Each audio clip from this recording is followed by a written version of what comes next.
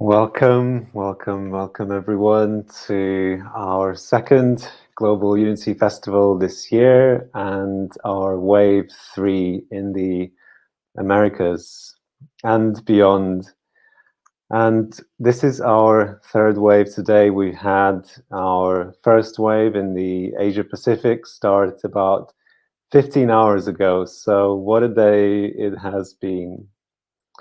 And we're here with you on multiple channels on our official platform, globalunityfestival.org, and also on our YouTube page and Facebook page and events, and of course in our sister group, Earth Elders.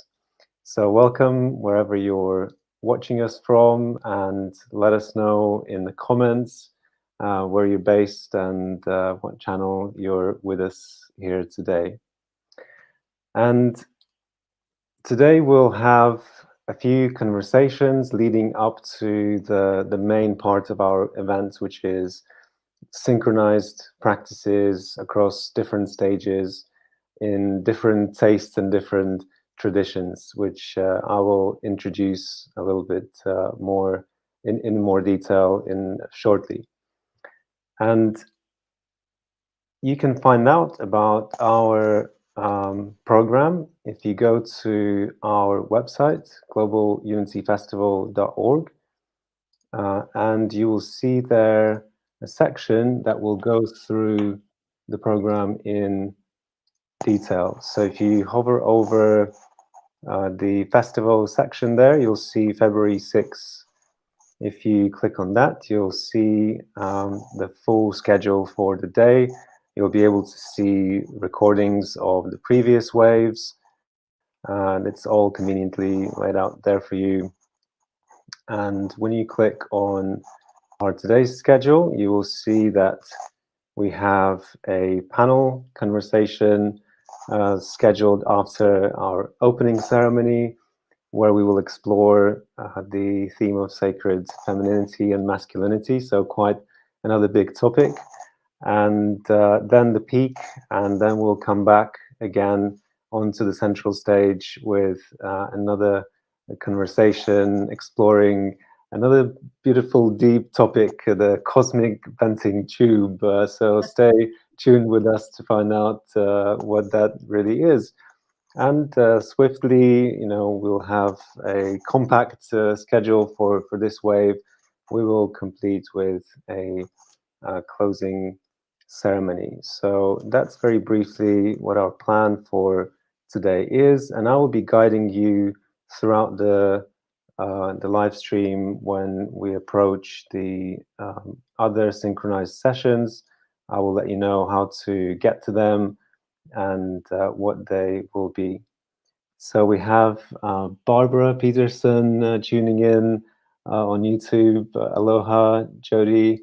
So I believe that's perhaps someone who you know, Jody, and Jody is one of our panelists today, and I will introduce her in a bit more detail shortly. So this is, in a nutshell, our program, but what really are we here for, and what is Global Unity Festival about? And so, well, this is really one of those things that is a vision in its own right that wants to be born, and we're here really managed somehow to pick this vision up, and we're here in service to it and carrying it forward. But it's very much in my personal experience a thought that was thinking me. It's one of those, instead of me thinking the thought. And it's really been a journey of deep listening to the whispers within, listening to the whispers across the world in different communities, and listening to the whispers of our many wisdom keepers and visionaries. And really, when we tune into those whispers, we hear that they point us in some direction.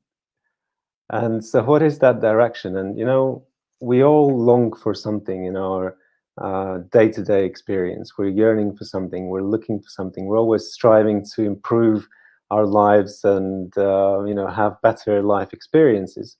Well, what is it ultimately all about? Well, it's all about feeling better, right? Whatever it is, whether we're buying cars or traveling or joining new communities, it's really about having a more harmonious experience, right? And this is what wisdom keepers really have been pointing us towards, that at the bottom of that better feeling is a sense of connection, is a sense of harmony and an experience of creativity, ever renewing, ever evolving. And really that is connection to ourselves, connection to each other, and connection to our Mother Earth, and beyond. And so, putting it very simply, Global Unity Festival is an opportunity for us to feel better together, right? So that's very simply put. And of course, there are so many dimensions to this, and I'll outline some of them.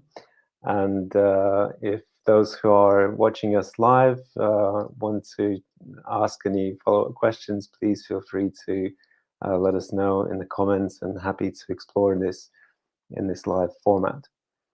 And so, well, how do we really feel better?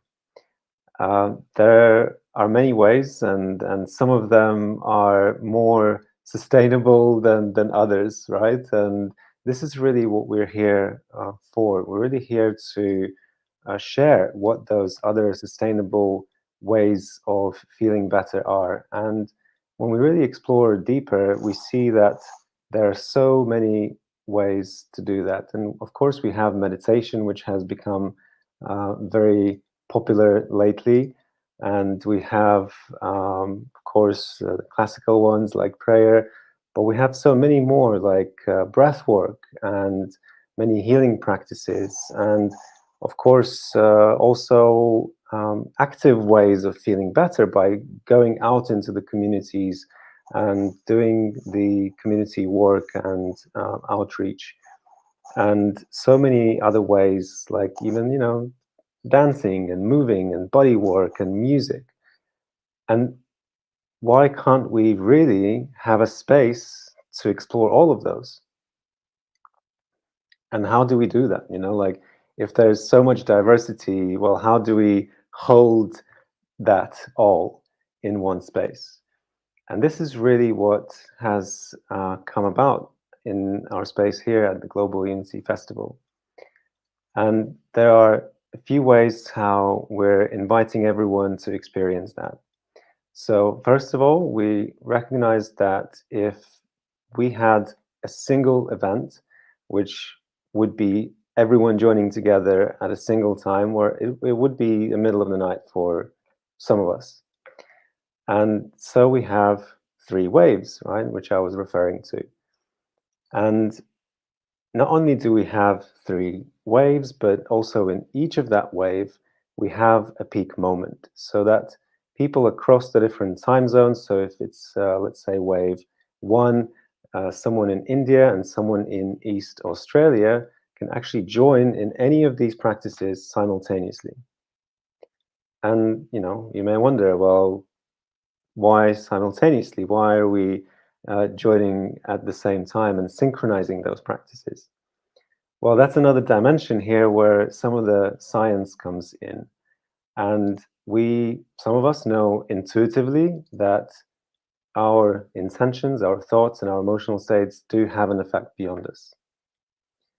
And when we come together in a group, in a collective, that effect multiplies. And so we can only imagine what that effect could be if hundreds and thousands and perhaps someday even millions come together in this elevated state, because all of these practices are about elevating our state, increasing our well-being.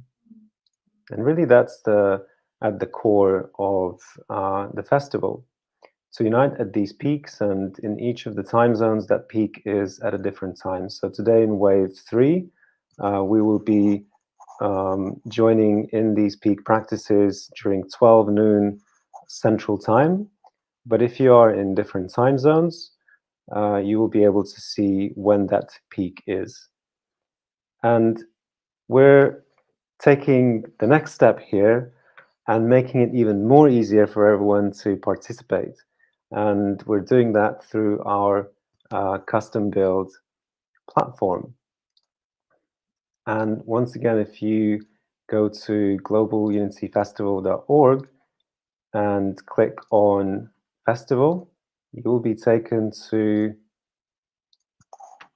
that very space, which we have created for all of us to co-create. So this is not an event that we invite everyone to join us, right? We invite everyone to join each other.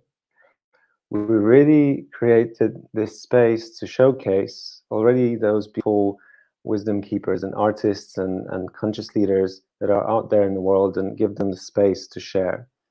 And for everyone who has something to offer, to offer that to those who seek.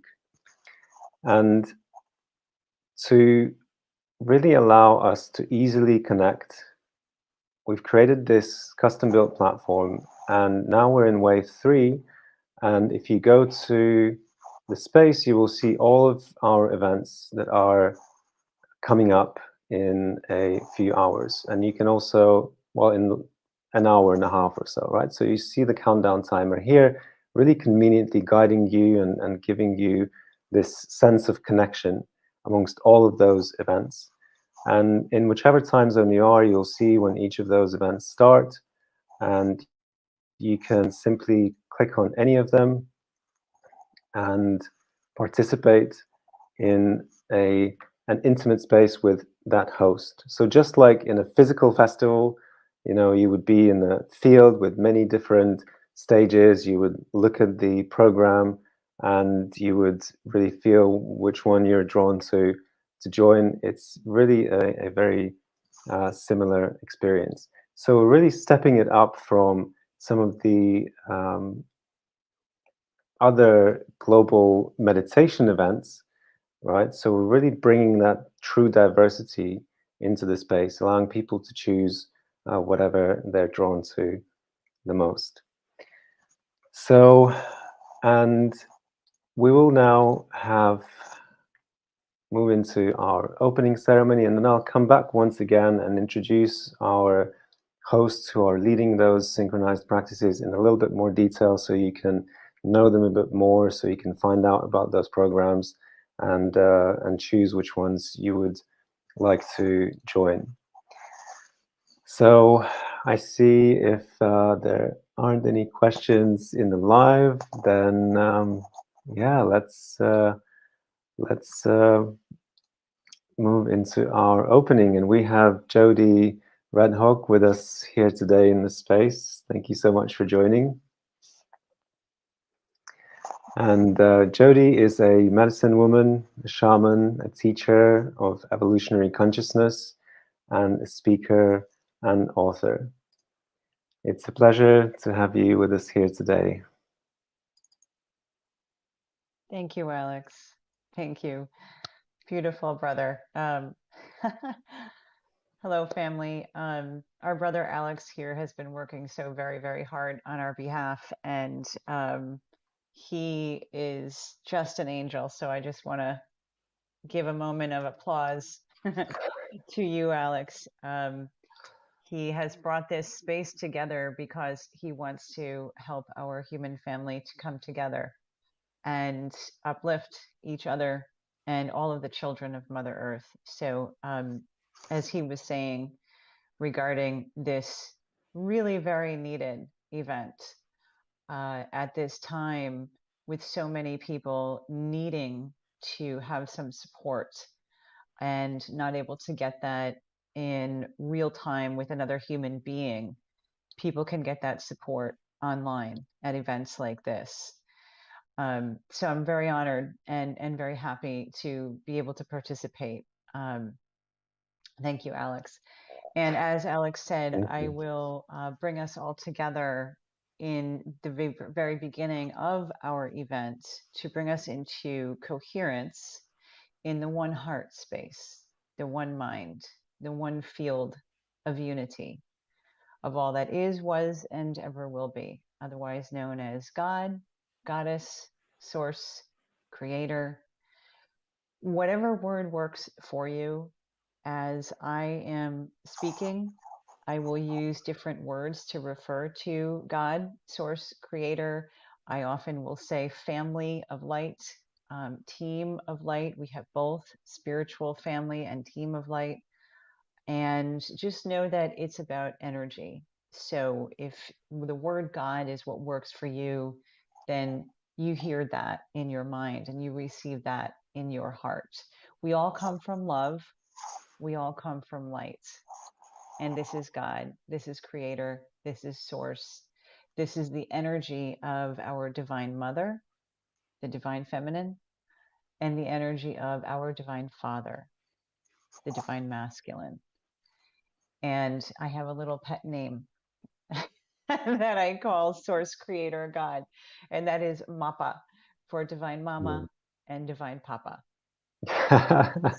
Mm, So wherever you are, if you are listening live or if you are listening to the replay at any time, place, space, dimension, I work multi-galactically with our family and team on the other side. And we have prepared this space with the exact frequencies that will be needed, that are needed by all who are listening at any time, place, space, parallel universe, dimension, beingness. So know that both Alex, myself, and all of the people who have been here participating in this amazing event, all of the waves have been putting tremendous, magnified, epic energy of evolution and healing and growing and light and love into what is being presented for you. And for myself personally, as a medicine woman and shaman, one of the most important things that I do is working with the spirits and the guides of all of the people who will be participating in any given event. And in that way, we can work very, very precisely and at maximum performance to bring the most power to the people who are receiving from the event. So know that in whatever it is that I am doing, I am cultivating the greatest frequencies and vibrations that are needed by you, by working with your own spirit and your guides, my spirit and my guides, our Mappa, Source, Creator, all of our angels and archangels coming together so that we can create exactly the frequencies that are needed. Because our family on the other side are not limited by time, space, walls, cars, telephones, right? So they know who's going to be listening in a day, in a year. So this is one of the great things about working multi-galactically with our family and our team on the other side. So with that said, I wanted to just give you that little bit of background about how I work. And I'm just checking on the time here. I'm going to now do a brief alignment for us. So if you are not already sitting in a comfortable position, if you've been getting your coffee or your toast, if at this time you would like to sit down, come into a comfortable position, and I'm going to close my eyes because in that way I have more focus on bringing in the energies. And so my suggestion is for those of you who are listening to also close your eyes. If that doesn't work for you, do whatever works for you, okay? Because this is about you being taken care of. This is about you receiving. So take a moment to come into your heart space with your eyes open or closed. Take a few moments to breathe fully and deeply, all the way into your heart, breathing into your heart and breathing all the way out, all the way out. full, deep breaths in, all the way into your heart space, all the way in, filling up your heart, and then all the way out, and leaving no breath behind in those lungs. Breathing out completely. And breathing in fully and completely into your heart, all the way, really, really filling up that heart with oxygen, light, and love, and then exhaling. And keep that breath going in whatever manner that works for you.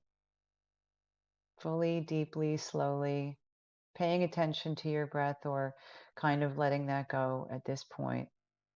But being aware of your breath and breathing into your heart. And know that every time that you breathe into your heart, you will be breathing in fifth dimensional and above diamond crystal frequencies of healing and growing and evolving. Diamond crystal frequencies, breathing into your heart. And every time that you breathe out, you will breathe out from your heart diamond crystal frequencies of the fifth dimensional vibration. Breathing in, fifth dimensional diamond crystal frequencies of healing, love, and light into your heart.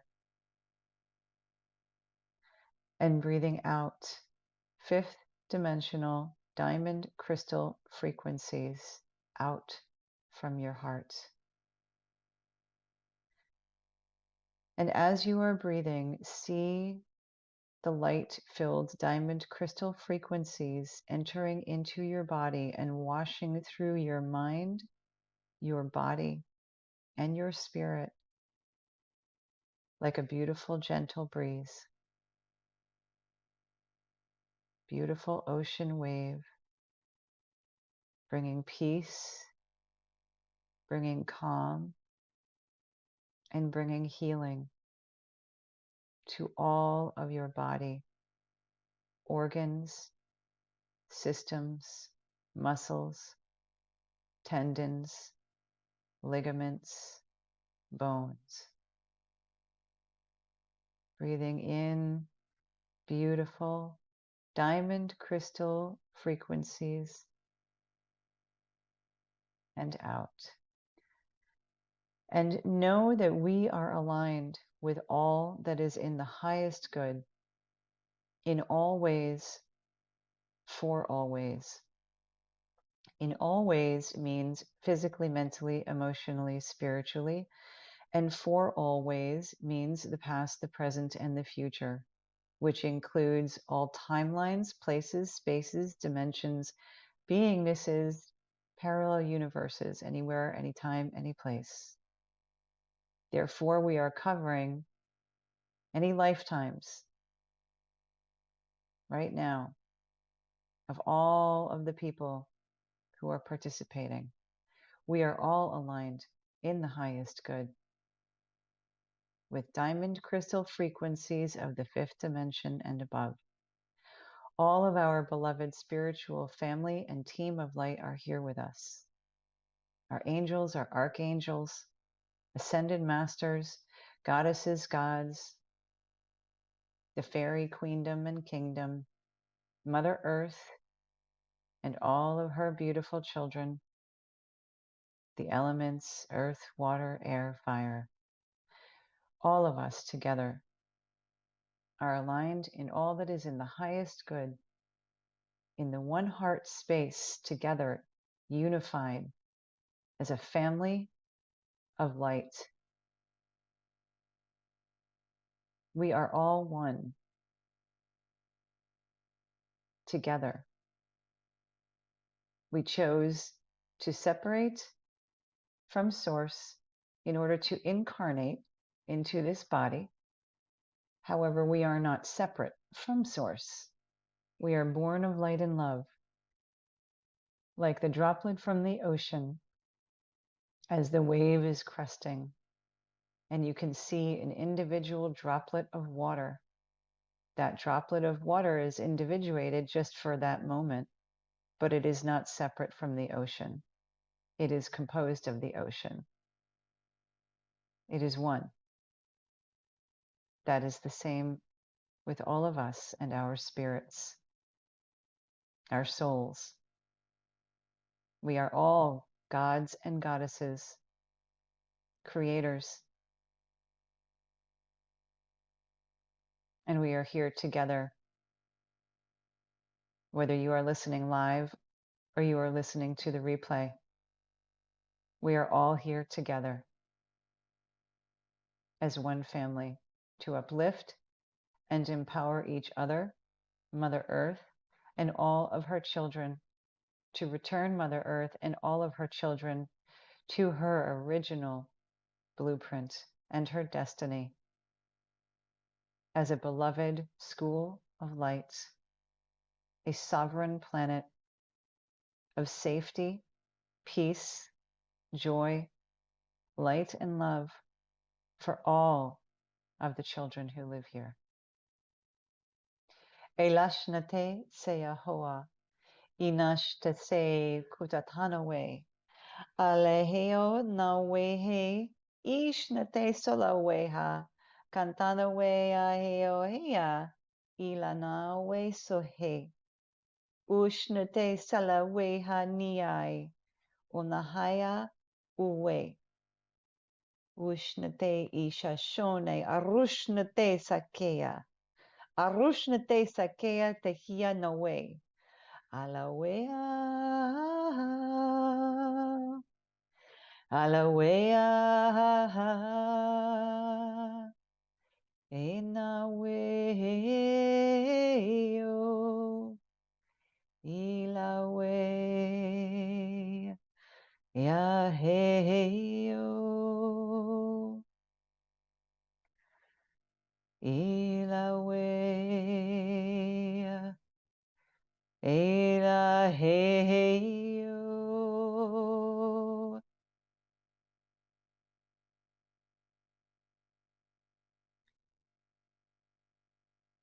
Aho.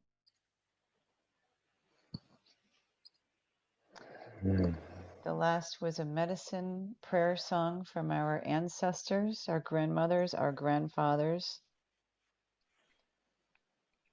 And they love you very much. And that was a blessing from them of love and strength. They love you. And so, Alex, I know that it's probably time for us, I may have run over a few moments, to move into our next sharing.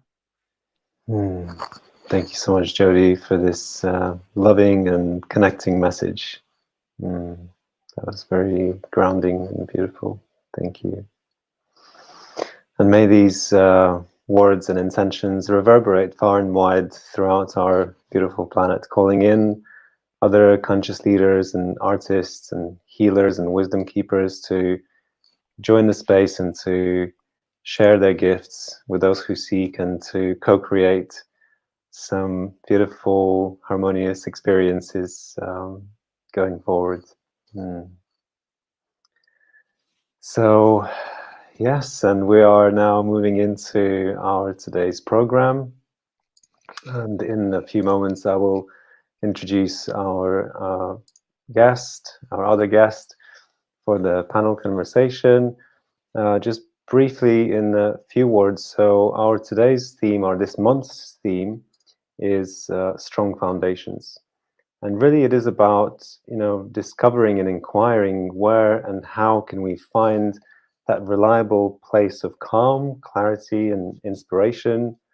How do we transform the old and build the new in ways that are beautiful and lasting on these strong foundations? And so our conversations have been throughout all of our waves, throughout all of our conversations, weaving in this theme, and it very much is going to continue as well in our in our two conversations on this central stage here. And before we dive into that, let me introduce you to our hosts who will be sharing their offerings on the main synchronized stages. And these will be very short messages by some of them pre-recorded, and then I'll share about a few myself in a few words. So let's have a look at some of them. Vision weaving for our beloved Mother Earth. I would love to invite you to a very special session this Sunday evening at 6:30 p.m. CET. We will share our visions for the world, and we will weave them together in a meditation. We will bless them and we will nurture them so that they may come to life to the best of all. My name is Antonia Daniek. I'm a wisdom wayfinder and a visionary heart, and I look forward to meeting you in the Facebook group Earth Elders for this very special session. May your dreams come true, may your vision come to life, and may we do this to the best of all. Lots and lots of love. Hello, my name is Shelby Cotterman. I am an internationally best-selling author of 2 healing books and an inspirational speaker and a Reiki healer. I invite you to join me today at 11:30 to take part in a short reading of one of my books so that I can facilitate healing and connection within your own heart and your relationship with God. I look forward to connecting with each and every one of you, and I appreciate the time that you take to invest in your soul and in our connection together. Thanks in advance, and I hope you are having a wonderful morning. Okay, so these are 2 of our hosts who will be hosting their synchronized events in a moment. And well, how do you reach them and how do you find them? And we have a couple of more lined up as well. As I mentioned before, you simply can go to our globalunityfestival.org platform, go to the festival section, click on Wave 3, and there they will be. And regardless of what time zone you are, you will see when their events start. So here you can see Shelby and Antonia, and we also have Will, who is going to be sharing a contemplation. So if you click on their events, you will see the description. So he'll have a heart-focused listening within, sharing from the modality called the Gene Keys. So that's some very deep inquiry and messages there. And if you simply look in the description, you'll see all the different sources. If it's not coming up here live, if they're not hosting on YouTube, then you simply can follow the links where they are hosting. And today, everyone will also be hosting on our sister group, Earth Elders. So if you click on that, you will be taken to the Earth Elders group and simply scroll down at the time of their event starting, and feel free to join those synchronized practices and create some worldwide ripples. And we also have someone else later on, so not necessarily at the peak, but also you can explore Rosa Catmull's events on the platform. So when the times will be approaching, I will remind you that those events will be starting, and you will be able to join those for the synchronized practices. And so we move on with our conversation and welcome Miguel to our space here. Great to connect with you. Thank you. Thank you. And Miguel is, thank you so much. And Miguel is an innovator in the embodiment of divine masculinity. He's the author of Bring Him Home, a twin flame love story, workshop leader facilitating healing of divine masculine and feminine through sacred union, mentoring sessions. Pleasure to have you here once again. Thank you, Alex. Thank you. It's good to be here, and good to meet you in a virtual meeting, Jody. Right, and so our theme today is exploring the core of sacred masculinity and femininity. So it's quite some topic, really, with so many dimensions, and it really quite interestingly weaves in with some of our previous waves and conversations that we've been having there, with the role of spirituality in our life, with our power of perception, and how we can tap into our love and unity at our deeper layers. You know, once we sort of go through our programs and layers that we have accumulated for survival, right? That somewhere at the core is that sense of connection and love. And, you know, very much it's similar with this concept of femininity and masculinity, I feel, right? And I would love us to explore what that really means, because we live in such an interesting world right now. We live in the world of gender equality. We live in the world where it's very common to talk about toxic masculinity, and it's very common to talk about, you know, the perils of patriarchy that we've been under for so many supposedly decades, right? And well, how does all of that tie in, you know, like with these deeper understandings of femininity and masculinity? Is it about gender? Is it about some energies? And is it about the classical yin and yang? So what does that really mean, right? So there are so many angles that we could explore today. So yeah, perhaps I would like to open up the floor with us diving deep into that core meaning, what sacred masculinity and femininity is really about. I'm happy to say a little. Please. Okay, so sacred masculinity, yeah. For me, I guess the sacred masculine is a man that has pledged to find his way out of the labyrinth, out of the matrix, and to reclaim his full sovereignty, to remember who he is. I often equate this to, you know, the domestication of dogs, and how so much of modern man, it feels to me, is kind of has a Pekingese or a poodle sort of energy about it. And my intention is that we learn to be wolves again, and that we learn to run as a pack, and that we learn to trust each other, and to learn to work each other, to work with each other. The sacred masculine is a man who realizes that what he can comprehend with his mind is just the tip of the iceberg. It's just like a little pond, and that out beyond is an infinite ocean.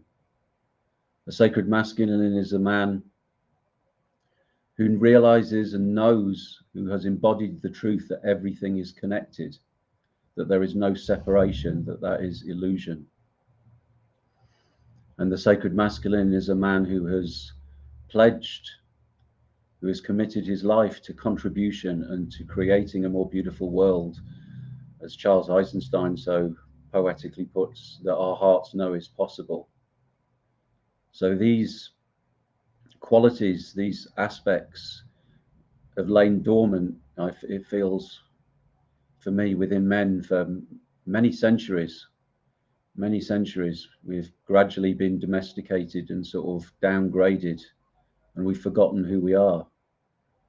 We've been programmed and conditioned and shamed and blamed, and men have been told that they, you know, to be a man, you don't have emotions.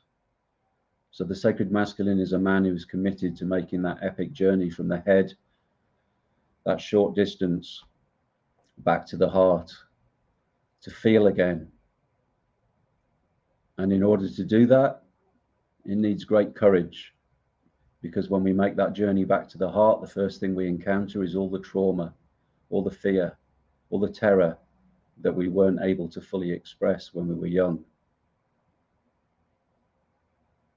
So it takes commitment. It takes, at some point, there's a decision for a man who follows the path of the sacred masculine? To what extent am I here in service to live from my soul perspective, from my soul mission? And to what extent am I to live from this human ego place and just entertain my own fancies and desires? I believe there's a place for both. But what leads is a deep intention, a deep passion, a deep knowing that the reason that I am here is to serve and to contribute. And that in this way, I serve myself, I serve the divine, and I serve all the generations to come. So what I'm really curious about is you speak of that place as being deeper than our mind, right? And beyond trauma. And you work with, people in groups, you work with people directly. And do you find that that's some place that is already existing deep within us, or is that something that is sort of like something that we need to strive for, that we need to emulate? Where does that kind of experience become embodied, and how? Well, my experience is that it's there all the time. It's our core, it's our essence, it's actually who we are. It's just covered up with trauma. It's covered in layers of untruths. And so when we have the courage to feel the trauma and process and start living our lives differently, because when I work with people, it's, there's a lot of exploring childhood and father wounds and mother wounds and learning how to mother and father the inner child within us. But there's also a really key part that is that you have to live your life differently. You have to start doing things that honor you, that communicate to yourself that you love and honor yourself deeply. Because the story that we were all born into, through being born into what I would call a profoundly sick society, to parents that are full of generations of trauma and are essentially traumatized children in adults' bodies, as the majority of the population is, then we're born into this story of I'm not good enough, I'm not worthy, I'm not lovable, because our needs can't possibly be met in that context from those people that haven't learned the truth of love and that are also immersed in a trauma soup themselves. So we have to do things differently, have to live our lives differently. It's all about congruency, that our thoughts, that our words, and that our actions are all in alignment with love and truth to the best of our ability in each moment that we live. And another aspect that I'm curious to explore is I also know you work with women, right? So it's not just sacred masculinity for men, right? There's also something that is there for each of us, right? We each have this sense of, or that energy of, or however you would describe it. Is it an archetype? Is it an energy? What is that really, right? But we all have both. Yes. And so perhaps you could speak to that really. Well, how does it express in each of us, and is it differently expressed in the feminine embodiment and in the masculine embodiment? How does that work? I think that my experience is, if you like, then this is very sort of like broad, is that a man will lead with truth. The man is primarily in his pure state the embodiment of truth, and a woman for me is primarily the embodiment of love. But we are both love and truth. Sometimes it's easier to talk about the masculine and feminine qualities as yin and yang, just because it gets confused with gender and being a man and being a woman. But a man has a masculine and feminine essence, and a woman has a masculine and feminine essence. Now, what I find, the majority of my one-to-one work is with women, about 80-90%. The majority of them that come, they have deep father wounds, they've been abused, raped, had terrible experiences with men. and they seem to come because they're attracted to having an experience of what it feels to be safely in the company of a man, in a man that is in balance, in a man that wants nothing from them, that is just there in service of them, which happens so rarely in society because the majority of us are clamoring to have our childhood needs met unconsciously still, and we're just also needy. So what most commonly shows up with women, and the area that I focus on a lot, is speaking their truth, because this is kind of like, you know, the masculine energy. It's the projection, it's being proactive, it's about I am worthy, I have something to say. And the second part that usually comes in an awful lot is about being assertive with boundaries. These are the two aspects that women and men struggle with, and this, you know, arises from, you know, from our childhoods, and this, you know, the sort of adage, you know, children should be seen and not heard, and all that sort of stuff. So what tends to happen is when we start focusing on speaking our truth and asserting our boundaries, because life is the workshop, these opportunities to practice these are being presented to us all the time. I just show the people where these opportunities are, and as they practice and develop these, they start to feel more confident, and the masculine starts to integrate inside them, and this kind of strength starts to rise. And then in that space, and in that safe, stronger space, they kind of relax, and then any other trauma or anything else that needs to come up to be cleared can come up. I used to be quite confused that women were always crying in my sessions and thinking I'm doing something wrong, but I realized that I'm doing something right. They feel safe enough to open and express and clear. And then when that masculine energy is, you know, is on the way, the feminine, you don't need to do anything with the feminine energy. I sometimes use the, you know, the metaphor of a trellis that we use to grow roses up. You have a wooden framework and gaps in between. The masculine is like the trellis, is like the wooden bits, and the feminine is like the spaces in between the trellis. You have to have the spaces for something beautiful to grow up the trellis. If it's all wood, nothing can grow up it. And when the wood and the trellis is sorted, then the feminine just arises in the safety, in the container of that masculine energy. That's my experience, Alex. So beautiful. And I really want to acknowledge the core of what you shared, right? That it's not about gender, and, you know, this topic could be uncomfortable, right, for so many. And I really like how you encapsulated that core being speaking the truth, the masculine expression, and love as the feminine expression. And that, you know, we could look at the society and the development of society, you know, whatever right or wrong perception it is that, you know, we have had toxic masculinity and patriarchy, whether that's true or not, you know, that's a different conversation. But an expression of that would be, in a way, suppressing that expression of truth, regardless of what parts of the society we're talking about. It doesn't have to be men and women, right? It could be different communities. And so that expression of masculinity, therefore, is then allowing those communities or individuals to really say what's true to them, to state their boundaries sometimes, right? It's often about that, and to express their needs. And that's really what the sacred masculinity is all about, in a nutshell, would you say? Yeah, it's a large part of it, Alex. Yeah, it's a large part of it.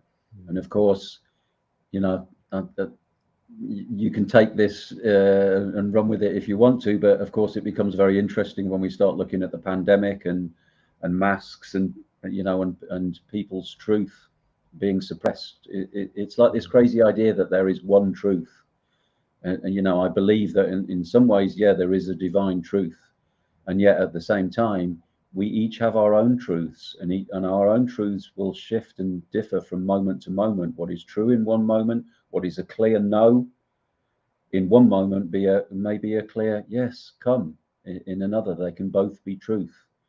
But this kind of, ideal of monopoly of truth, and that our own truth isn't worthy unless it's aligned with the narrative or the general consensus, is pretty dangerous and concerning. And you can kind of see how there's potential for further eroding of that masculine energy of speaking our truth, speaking from my heart. What I have to say is of value. I always say to my clients, don't worry too much about how people respond when you speak your truth. Many people won't like it when you speak your truth. They won't like it because it reminds them of how scared they are to speak theirs. And they won't like you to speak your truth, for a whole range of other reasons potentially as well. But we speak it nevertheless, because one of the reasons why we don't speak our truth is that we're scared that love will be withdrawn. That's what happens when we're children. It's like, if you don't say what mummy and daddy want you to say, then you're in the bad books, then you're naughty, then you're punished. And so we integrate that if we speak what we feel, even if it goes against the narrative of those around us, that love will be withdrawn. So that's what's used unconsciously to stop us from speaking. Thank you for that. And let me just briefly acknowledge some of our viewers here. So Barbara Peterson is sharing that Miguel and you, Jody, have a great deal of knowledge, understanding in common. I love the trellis image, structure and spaces. Can't have one without the other. Thank you. Thank you so much. And so perhaps let me reintroduce then Jody into our space. We already introduced her for the opening ceremony, but just in case for those tuning in a little bit later on, or if you're watching this as a separate clip in the recording. So Jody RedHawk is a medicine woman, a shaman, a teacher of evolutionary consciousness, speaker, and author, and it is honored to have you as well here in the conversation.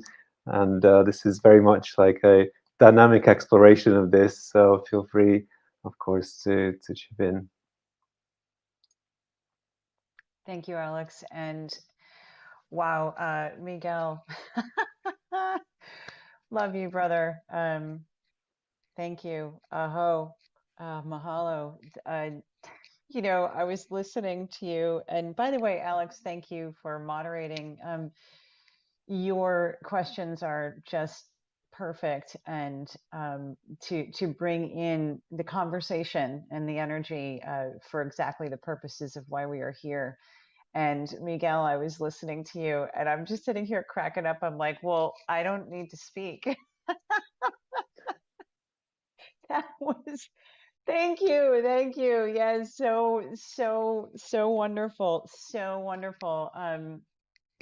I was loving listening to you, and so much of what Miguel said, Alex, is what I would have said as well. And our paths are very similar in what we are doing, my brother, and how we are administering to our people, to the children of Mother Earth, and in assisting them to heal and to grow and to learn, or as I will often say, remember. Because as we all know here, and as some of our family who are listening will know, and for others it will be new information, we already know everything that we're talking about, because our soul is one with source, is source, creator, God, divine masculine, divine feminine.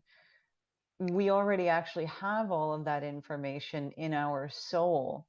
However, when we incarnate into these bodies, especially at this time on the planet, we also give ourselves amnesia. So I often will say that, the true meaning of the word teacher is rememberer, because we are helping each other to remember what our soul already knows.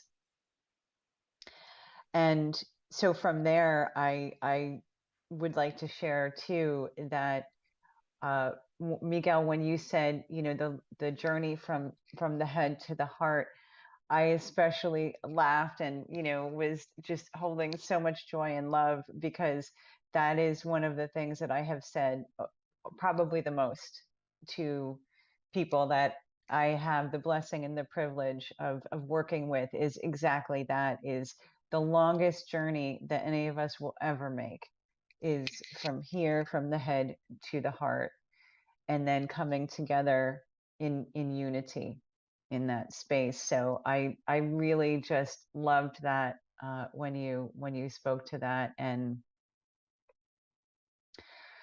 I also wanted to comment on, I loved how you're sharing in words of divine masculine, divine feminine, truth, and love, and truth being the active principle of, as you were saying, I also very much equate divine masculine is yang, right? And divine feminine being yin, and the divine masculine energy, the energetic frequency of divine masculine, yes, being truth, or as I also will say, is light, right? So the light carries the truth, the light carries the essence of codes and information and frequencies.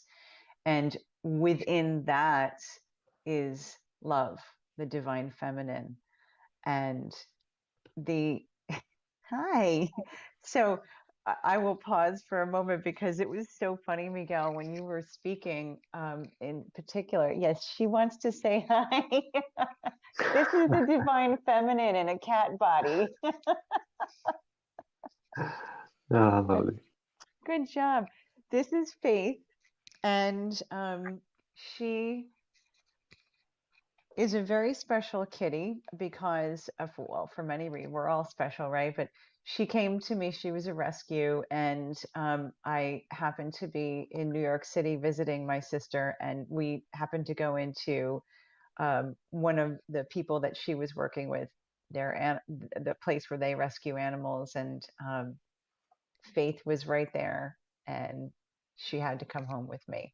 And she came with the name Faith, which I share this brief little story because it's relevant, because part of our role here on the planet, especially as those of us who came here as light workers to help our family to wake up, it takes a lot of faith, doesn't it? It takes a lot of dedication and faith, and continually bringing us back to our heart space, and bringing us back to the divine masculine, the divine feminine, source, creator, Mappa. I don't know if you were with us, Miguel, but in the beginning I was saying to Alex and to our family that my pet name for source, God, creator, goddess is Mappa, because our love and our light, where we come from, is both our divine mama and our divine papa. So I will lovingly say Mappa. And so, yes, love everything that you spoke to about divine feminine, divine masculine. And yes, Barbara, the trellis, oh my goodness, that was such a beautiful visual, Miguel. I mean, I saw it. As you were speaking of it, I was like, oh my God, that's brilliant. So beautiful, so really encompasses the qualities of the energy of, yes, divine masculine and divine feminine, you know, in that never ending infinity symbol, the weaving, the harmonizing, the unity of the never ending flow of these two energies, which, yes, Alex, you also spoke to really becoming clear on, it's not about god, a man, or a goddess, a woman, that divine feminine, divine masculine is about remembering that this is all part of all of us. It's an energy. And as you spoke to, beautiful brother Miguel, it doesn't matter what body we are in. We all have divine masculine energies, yang energies. If you know, a lot of people are familiar with yin and yang. We all have divine feminine energies, the yin. And one of the things that I think is the most powerful for us as incarnated beings here upon Mother Earth, and I speak for myself from my own personal experience, I feel that one of the most beautiful and powerful pieces of medicine, wisdom, that I have received on my walk is walking that journey of the head to the heart and really waking up to, I'm in the body of a woman, but I have the energy of the divine masculine. I have the energy of the divine feminine. And it's not a fight. I don't need to be this or that. I am both. And for me, that was one of the most freeing experiences to revel in and to celebrate that I have both of those within me, and that I can call upon those energies and those frequencies and that love and that light, which actually brings me to I wanted to bring in our ancestors, because it also links into something that you had spoken to, Miguel, actually regarding the trellis and the roses. As a medicine woman and a conduit for our family on the other side to bring messages to the people, I work very specifically with our ancestors and with the grandmothers. And as they came in our opening with a medicine prayer, a medicine song, I actually, very often I will end up crying when I am bringing in their songs, because it is so filled with so much love that it almost is overwhelming in the good way. And one of the things that I often share with people is that what is so beautiful about when these medicine songs come through from our family, our ancestors, is that it most of the time it's the grandmothers, because we're working with really nurturing our family right now, right? Really nurturing, helping people to heal, to grow and to learn. And in order to grow and to learn, first we must nurture, as you spoke to, Miguel, doing the inner child healing. And I do a lot of work with that as well, because there's most people on our planet today have wounding from childhood. So we have to go to the point of origin and, right, go to 0 point and then do the healing there and then move forward. So our grandmothers are the ones who are most of the time wanting to come through with the medicine songs. Our grandfathers, the divine masculine. See, I'm going to tear up, because it's such an amazing experience, because the grandfathers, the ancestors, the chiefs and the elders are, they're behind the grandmothers, as the grandmothers are bringing their medicine song with so much love and so much nurturing and comfort. They want to comfort us. They want to bring in that mothering, that divine mother. And the grandfathers, they're standing behind the grandmothers with, like, oh my God, such, the tree anchored, rooted, energy of the cosmos holding that space for the message, the frequencies, the codes from the beautiful grandmothers to come through and be delivered for the people. And I wanted to share that as well because it links in with our whole conversation about divine masculine, divine feminine, and how truly beautifully interwoven the two energies are. So there.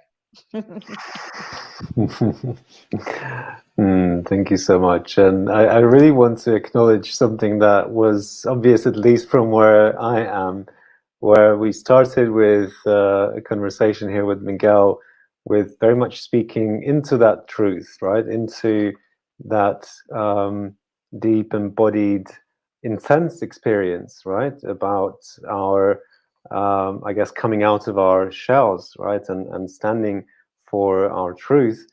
And then when Jody, you came in, there was that embodiment of love, right? Just kind of that acknowledgement and the acceptance and really kind of enveloping. And so this was just such a beautiful dynamic.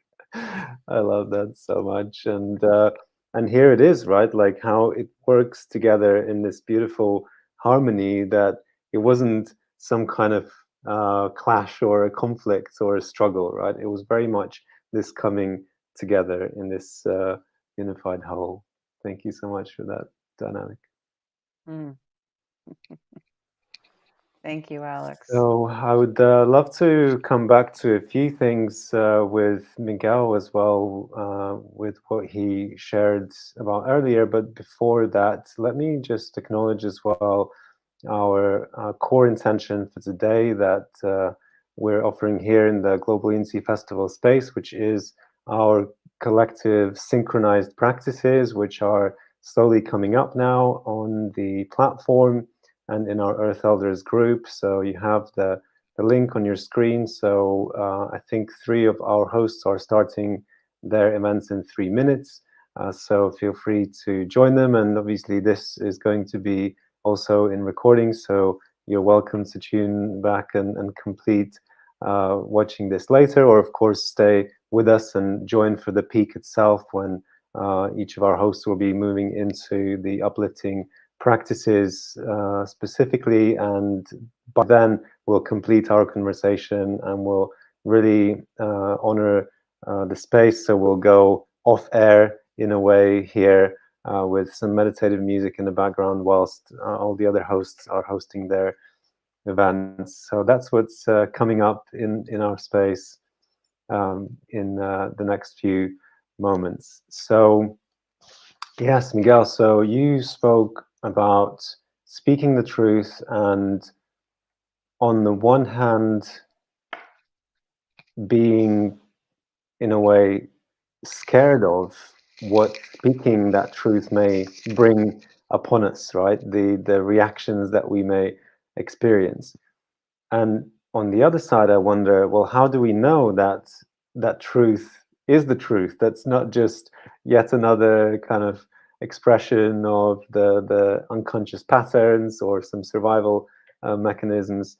And how do we then be with that potential reaction and the fear of that reaction? So kind of both of those dynamics at the same time. Perhaps you can speak to that. Yes, thank you, and yeah, thank you, Jody, for your contribution and your beautiful words. And yeah, just in a way, what the feminine does, it seems like the masculine is so much about the sort of practical and the structure and the survival and root and getting your shit together. And then when that stuff is all sorted, then it's like the feminine is the beauty and the the creativity and the ornate and the so much of that energy. So it's a beautiful weaving. It's a beautiful weaving. Yes, speaking your truth. It's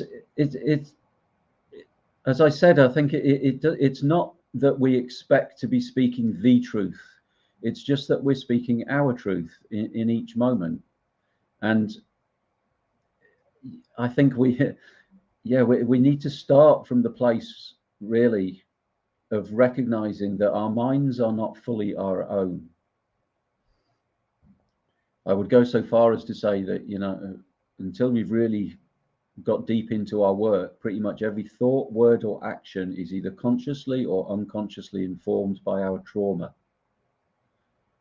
So it's not actually ours.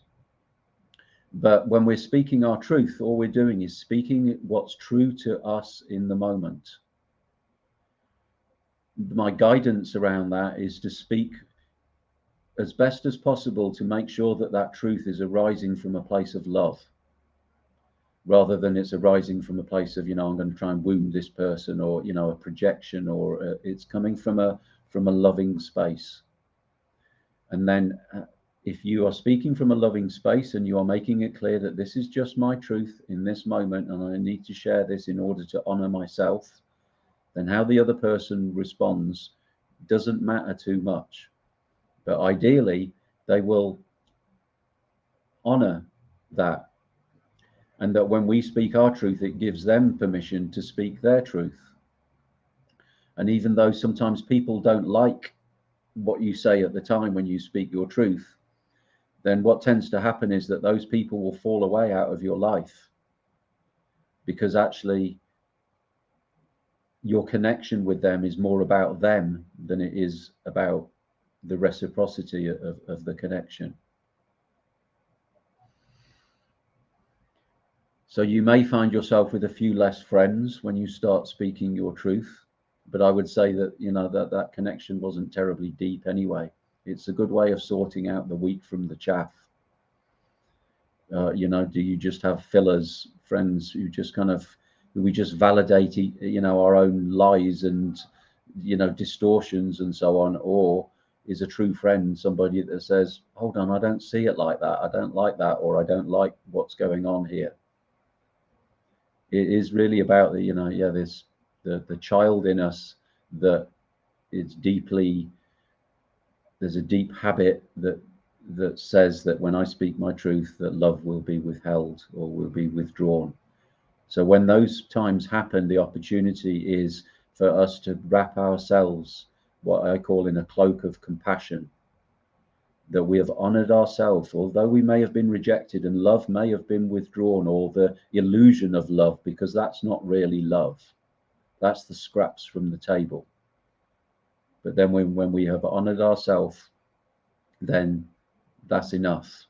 And that although the other person, it may seem as if love has stopped coming from there, it gives us the invitation to find the true source of love, which is an inside job. It's always inside. So it's, you know, although it may be uncomfortable, it's just another reminder that everything comes from within. The world teaches us that everything is outside, that we need more of this, we need a different partner, we need a different job, we need a bigger car, it's all outside. We're programmed to believe it's outside so that we're very good consumers. But the truth is, it's all inside. We can only love another to the extent that we love ourselves. And I believe that that's the reason why so many of us light workers were born into homes where there was so little love. My mother died when I was 7 months old, and there was very little love. She was ill when she was carrying me, and she was ill for the first 7 months that I was with her. I was with an auntie for about a year who looked after me for a little while, and then I was taken from her. So that was 2 mothers that I lost before I was 2 years old. And then my stepmother had a baby of her own and became very violent and abusive and angry towards her stepchildren and treated her own child very differently. So what I learned was that this was a gift. This was a gift to show me that love does not come from a woman. Love does not come from outside. Love does not necessarily come from mummy. It was like I had a little taste of this love and then it was taken.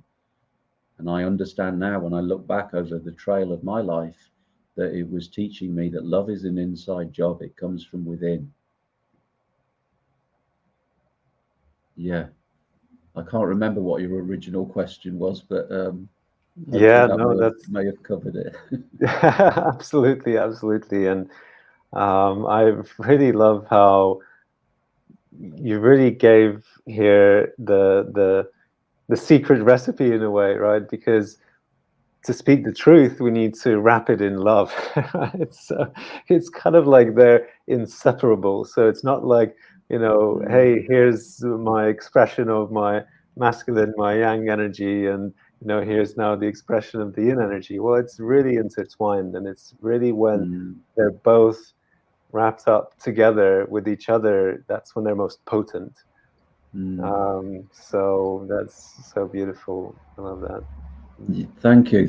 Yeah, I hadn't quite seen that as quite so clearly, that little bit. Yeah, it feels to me, I often call it the sacred masculine energy is a gentle strength, and this, it's the same really. The divine feminine is the same, isn't it? A woman who embodies that balance and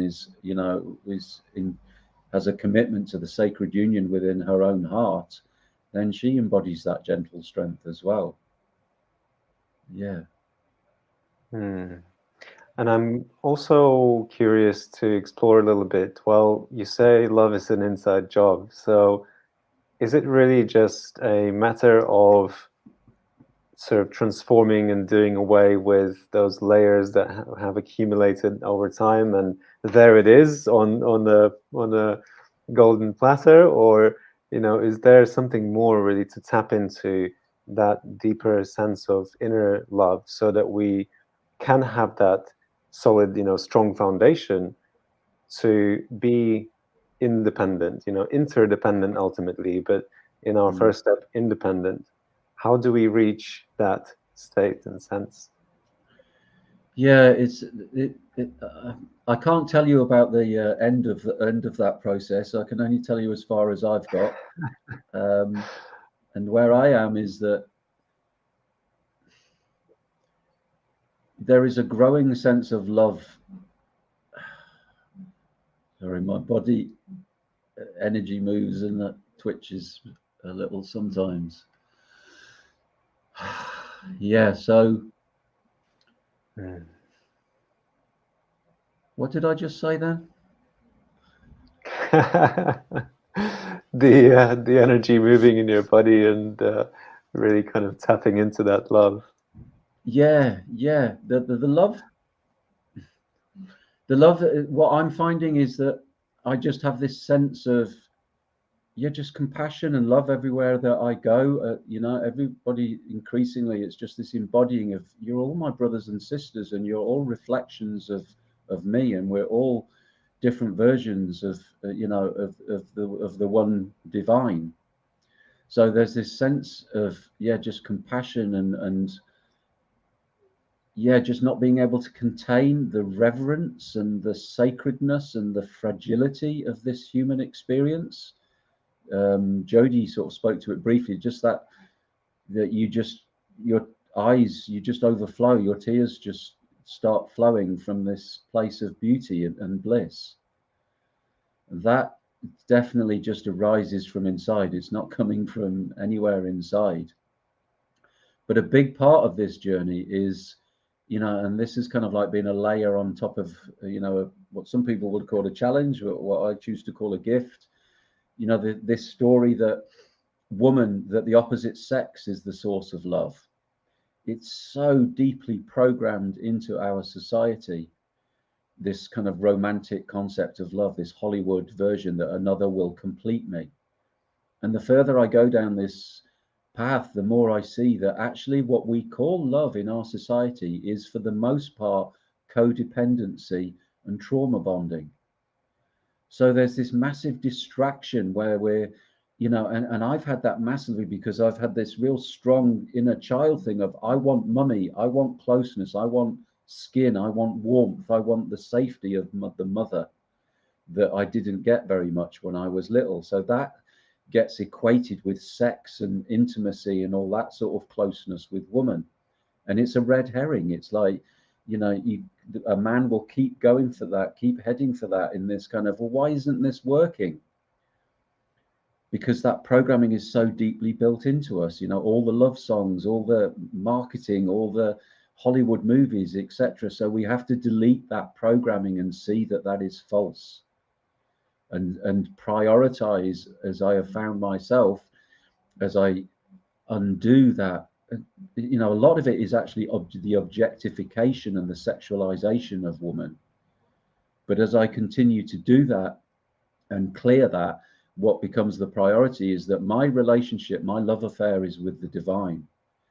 It is primarily with the divine, and whether that is you know, represented by myself, by this body, that I am the divine in human form, I am the voice of the divine, I am the hands of the divine, I am the heart of the divine, or whether you know, it arises in a different way. But yeah, love, it comes from within, and it's almost like you have to kind of block all the places where you're leaking and you're looking for love and expecting it to come from, you know, it's like, you know, for me, for so many years, it was like, I want love to come from there. I want it to come from that woman. And actually, I'm so focused and obsessed with this that I'm not seeing and feeling that love is everywhere, all around me. All the love from my clients, all the love from my family, from my friends, from the community where I live, the love that I feel from the land, the love that I feel in my body when I drop in and when I get still. Love is there all the time, but it's kind of like, you know, if we're focused on looking in the wrong place, then we don't see that it's everywhere all around us. And we can't feel it because we built these walls around our hearts when we were little, because we weren't able to fully feel the full extent of the pain that we were exposed to at the time.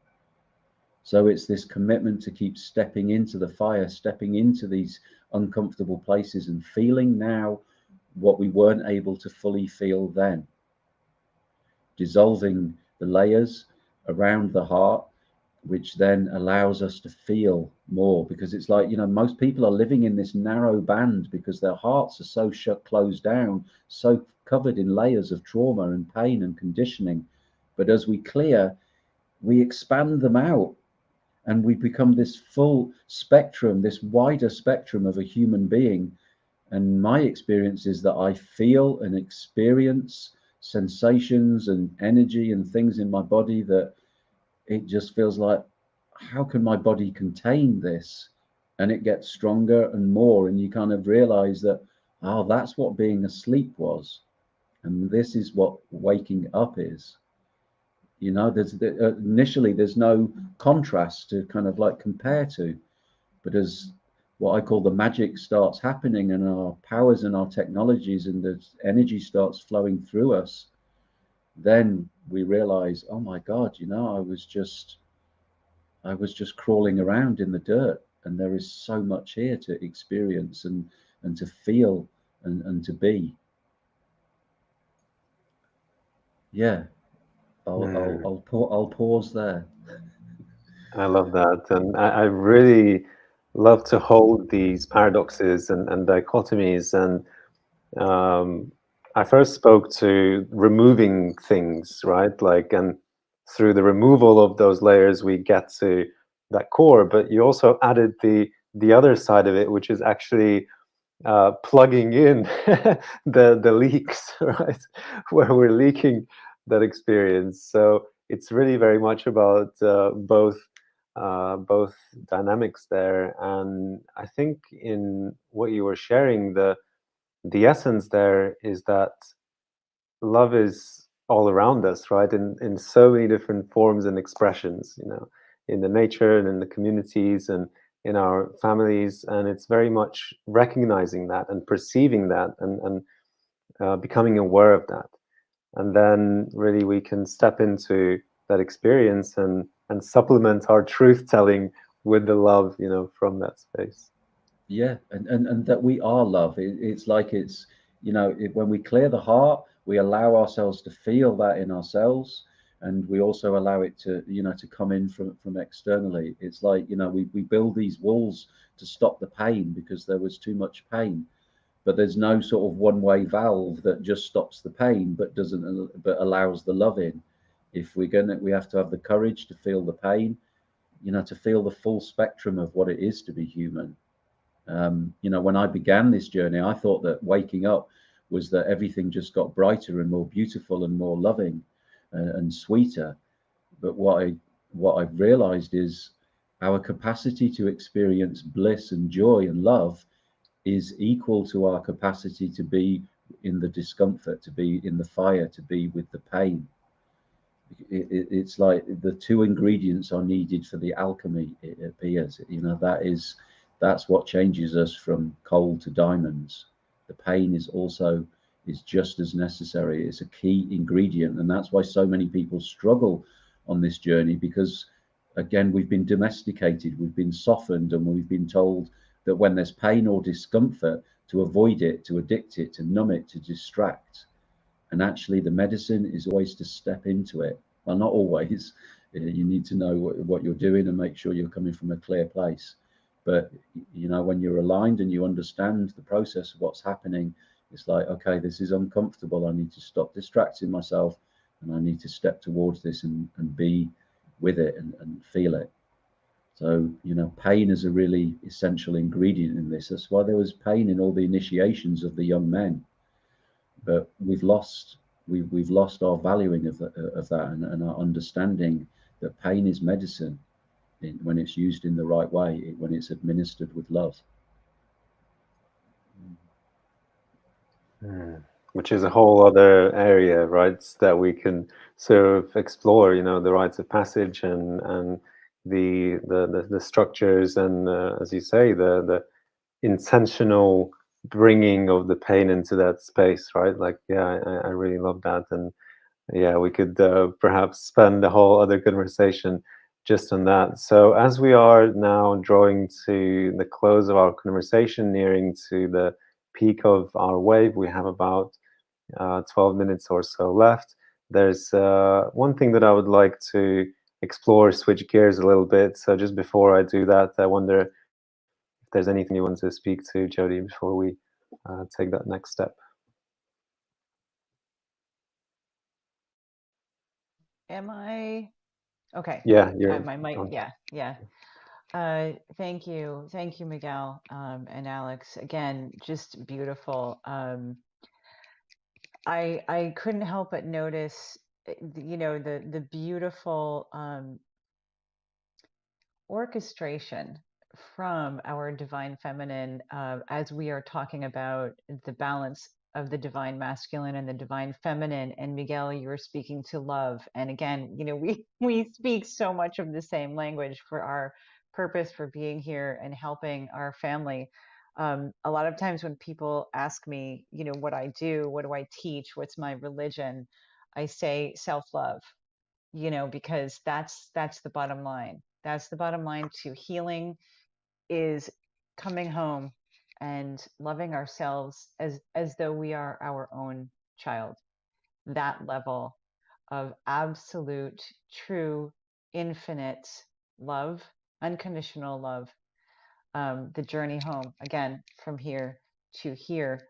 And when you were speaking about loving yourself, and you were saying something regarding the mother, I just, how we misplace what we're looking for, because if we have not addressed that wounding from our childhood, we're always looking to replace that with whatever is out here, right? Until we come home into our heart and we do our healing work. So I couldn't help but notice it was so funny when you were speaking to that, like, where's mommy? I need love. My cat Faith, embodying the divine feminine, was sitting on the top of my chair, and I haven't looked at her for most of this time. I happened to look at her, and right when you said that, she looked squarely at the camera. Like, like the great mother, you know, coming in to say, I am here. I am here, my children. I am here with you. And again, the beauty of the balance, right? Miguel, you're speaking, my brother, divine masculine. And here I am embodying the divine feminine. And here she comes again. And my kitty sitting behind me, you know, bringing the divine feminine, the love, the nurturing. So I just wanted to kind of bring that to everyone as a moment of how our beloved spiritual family and team of love and light on the other side are always with us, and, you know, showing us in those little ways like, yep, I'm here. I'm here with you. Um, and then I'll wrap up real quick because I know, Alex, we're getting ready to move to the next phase. I also wanted to bring in, yes, strong foundations, the very theme of why we are here today, to bring strength to each other and to our family, so that we are coming from that strong foundation, so that we can move forward in our life powerfully for not only ourselves, because we all know this, the energy, the frequencies that we produce go out there into the light web system within Mother Earth, around Mother Earth. And then those frequencies will either help to uplift or help to fall down. So what we are doing is producing a frequency that others can receive, as we are here in this energy for bringing in strong foundations. I can't really think of what is more encompassing of a very powerful foundation to stand upon than truly understanding the balance of the divine feminine and the divine masculine, that we all have that. It is all part of source. It is part of God, goddess, creator, creatrix, spirit. It is that essence from where we come. It is love. It is light. And so to stand firmly in our body, knowing I am, right? Those very powerful words. I am. I am Divine Mother. I am Divine Father. I am love. And I stand upon that as my foundation to love first myself in strength, in balance, and in power, that I may then serve and love others. Aho. Oh, I mean, that's such a beautiful, really completion. I feel like, you know, there's no need to go beyond that. Thank you so much. My joy. So, there's one thing that really stood out from what you were sharing, though, Jody, that experience, that longing for the mother, that longing for the father, in a way becomes resolved, becomes complete when we step into being the father and being the mother, right? And I don't Right. speak here about, you know, having children, right? I speak here of the, I guess, the archetype, the embodiment of that, the energy of that. And I guess it's when we step up to that game of being the mother, being the father ourselves, that's also in a way requiring us to heal, right, and to experience that. So I guess that's part of the maturing process, and that's the, I believe, you know, an aspiration, I guess, to strive for. It seems to me that it's the way out of the matrix. Essentially, it's the way out of the matrix, you know, because whether it's intentional or not, we won't go into that, but the human beings have been kept at, you know, as children in adults' bodies. When your emotional needs aren't met, then your emotional development is stunted and you stay at that place. And so as children, in adults' bodies, you're still looking outside for the authority. You're still looking for mummy and daddy to give you permission to tell you what to do, and that becomes the government. And so, you know, people can't think for themselves. That's why we've got this, you know, situation that we're in at the moment. But it is that becoming the mother to yourself and becoming the father to yourself, and that way that you stop looking externally, you know, for guidance. It was, you know, it's such a massive part. You can't claim your sovereignty while you are still full of trauma, because you are still acting from that place of the child, and the child is narcissistic. The child is, I'm the center of the universe, it's all about me. And so that's why the world is in the situation it's in, because all of the majority of men and women are children in adults' bodies, and so they're not thinking about the generations to come. It's just about their immediate gratification, which is what the child is all about. They say, and maybe Jody can speak to this, but it was so powerful when I heard, you know, that the Native American Indians, that when they came together in council, that they would look at how the laws and decisions that they make would affect the generations, you know, their people in with 7 generations to come. Now, if you compare that with our system of so-called democracy, where it's 5 years of government office, it's a pantomime. You can't. How can you sort anything out in 5 years when we just have parties that just go backwards and forwards and undo what the previous one? It's like, how can the majority of the population not go, this doesn't work? It's just a performance to pretend that there's some sort of democracy. But a child can't see that. A child is hoodwinked, is baffled by, you know, by the complexity of it, and doesn't go there. But as you come back to your sovereignty, you just start seeing all these things all over the place that, like, this doesn't add up. This just doesn't make sense at all. This isn't. How can it possibly be said that these people have the people's interests at heart? But as a child, you can't see that, because you're too terrified because if the government aren't in control, then it's like, oh my God, there is no safe container. There's no other mummy and daddy. So that's even more terrifying than being governed and led by people who don't have our best interests at heart. So this becoming the mother to ourselves and becoming the father to ourselves is key. You know, we can't get out of where we are until we reclaim our sovereignty. We move from being dependent to being independent, but then we have to move to interdependence, as you spoke to, Alex. But you can't be interdependent while you're still trapped in trauma and you're still a child in an adult's body. You will still be all about, you know, you'll feel like the pinnacle is your independence, which is again what society encourages, as if independence is some wonderful thing. Actually, independence has just created so much separation and division. It is a step in the path of maturity, but it's not the end of the line.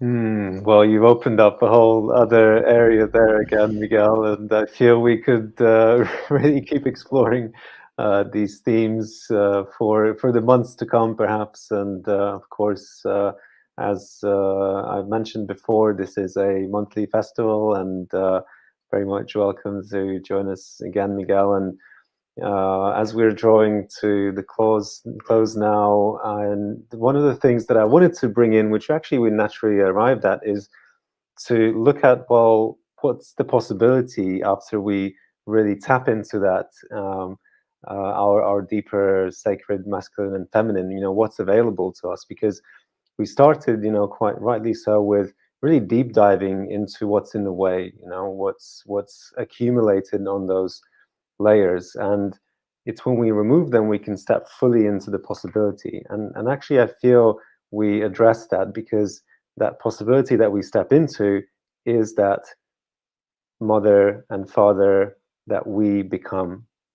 And you know, when we step into that, we can become more proactive participants in our communities and in our societies and in the governance of our greater spaces, right? You know, beyond our local communities, in the politics, perhaps, right?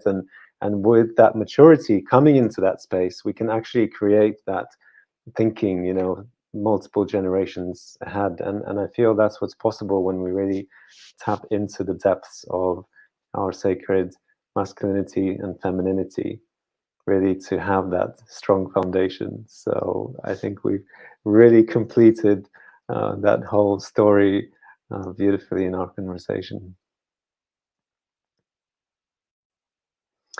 So yeah, thank you, and yeah, feel free to just share some last thoughts, and yeah, and in a moment I'll share what is planned for our program ahead. So thank you, Miguel and Jody, for our exploration here. Thank you, Alex. Thank you, Miguel. I'm so glad that we had this time. It's very beautiful, very powerful. And for a closing comment, I would just like to come back to Miguel, what you brought up, and I touched upon as well. And Alex, you just did a moment ago, and that is, yes, the most important thing that all of us can do if we have family, friends, our community that we want to support and uplift and bring strength to and healing to our world is mothering and fathering ourselves. Yes, exactly. This is the core. You spoke to that, Miguel. Same with me. The core of our work, my work with other people, with our sisters and our brothers, is helping them to arrive at that place of you are your own mother, you are your own father. If you did not receive that in childhood, then it's time for you to give that to yourself, because that's where the power comes from, because we heal those wounds. And then that's when we can really, truly make a powerful difference, when we can hold ourselves and love ourselves like we are our own daughter or son, and we are our own parents. Then we can love anyone powerfully and move forward. Mm-hmm. I love you all. Thank you. Thank you, Jody. Thank you for those words, yes, and thank you for your work and for what you bring. Thank you, Alex, for your part for this wonderful festival. And my closing comment is a really short story about strong foundations. I was living on the road when I was a young man, and I was working on an island off the west coast of Scotland, and there was an old croft, and my job was to put in the foundations of the croft. Now, the croft was already built, but they never used to put foundations on because there were such big, broad walls, stone walls, and often built onto the bedrock, but there was some subsidence.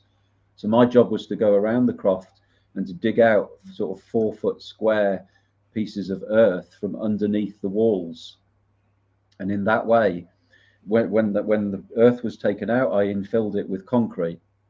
So then I would leave a space and then dig out another 4 foot and then fill it with concrete. And it became really clear to me, later on my journey of healing and so on, that that's what I was doing, and that's what most of us are doing. Ideally, we are born into a loving, truthful world, into a beautiful society that is in alignment with love and truth, but we're not at the moment. So the good news is that we can put the foundations in later. Those foundations are those emotional needs, or that love, that support, that security that ideally we receive when we're little. But if we didn't receive it, then that's the work that we're doing now. We're putting in the foundations after the building has been erected. We're adults, but we can still go back and infill and put those foundations in. We can meet those needs for ourselves, as Jody was saying, by learning to be the mother to ourselves and the father to ourselves. So yeah, just a little bit of hope wherever we are on our journey, however old we are. It's never too late to start putting in the foundations and becoming the mother and father to yourself, and taking care. When you're scared, when things are difficult, it's nearly always your little child, the inner child, that just needs some love and support and security. So yeah, blessing all our journeys back to sacred union, and blessing the coming of the new earth. Aho. Oh, beautiful message of hope, Miguel. Thank you so much for joining us in this space.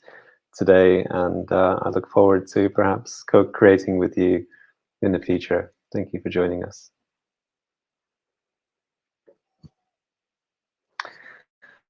Okay, so we are now at the peak of our wave 3, and for those who are still with us on the central stage, you can follow the link that's at the bottom of the screen, which is going to take you to our platform, and on there you'll see all of the current events which should be at their peak practice right now. So join any of them, just click on any of this event and follow the links that guide you to where those events are hosted.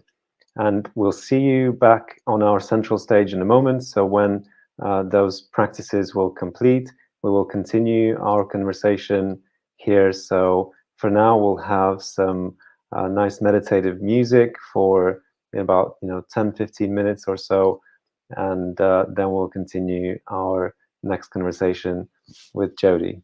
So stay tuned and see you soon, Jody, here as well.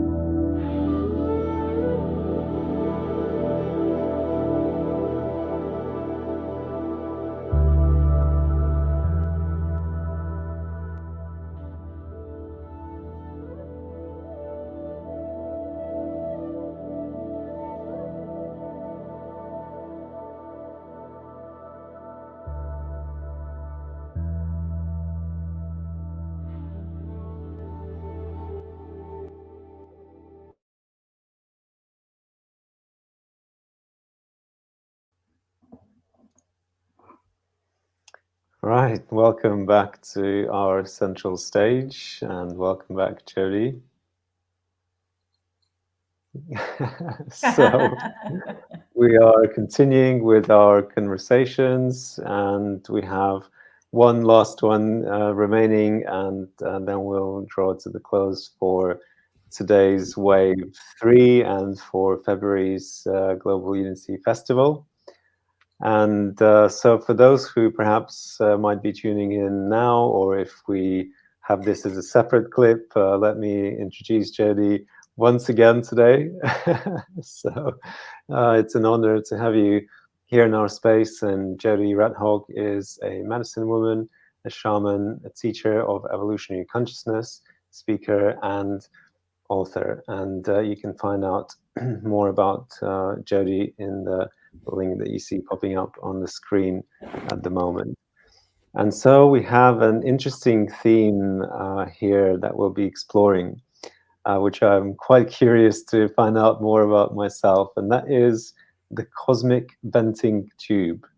What is it, and why you want to use it?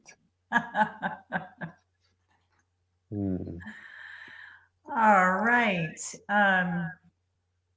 Thank you, Alex. And yes, hi, everyone. What is the cosmic venting tube, and why do you want to use it?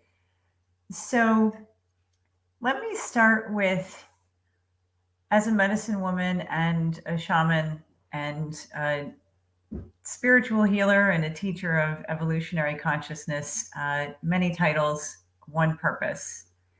And that purpose is I am part of our beloved light family here on the planet to help our human family to wake up and remember the truth of who we all are and where we come from and why we're here. And where we come from is love, is light. We all come from the stars. We all come from source, from creator, whatever word it is that works for you to connect with, that source of love, that source of light, that source of amazingness from where we are all born. So we incarnated here on this planet, all of us humans, and many of us are here as light workers in order to help heal Mother Earth and all of her children, not just the humans. Help there to be healing and growth and evolution. Specifically with humans, to evolve the consciousness of human beings. And that is why one of my titles is I am a spiritual healer and a teacher of evolutionary consciousness. It is up to us human beings to evolve our consciousness in order to then be able to bring healing to the rest of Mother Earth's children, because it is not just us who are here upon Mother Earth. The dolphins, the whales, the wolves, the oak trees, the rivers, the streams, the butterflies, the ants, the bees, all of the beloved children of Mother Earth who have experienced suffering here as a result of humans. And so our work here on the planet for healing the children of Mother Earth and Mother Earth herself, it is up to us human beings to make the choice to walk a path of integrity and of truth, of light and love, understanding that we are all one family, we are all an earth family, and we are all a spiritual family. We all come from the stars.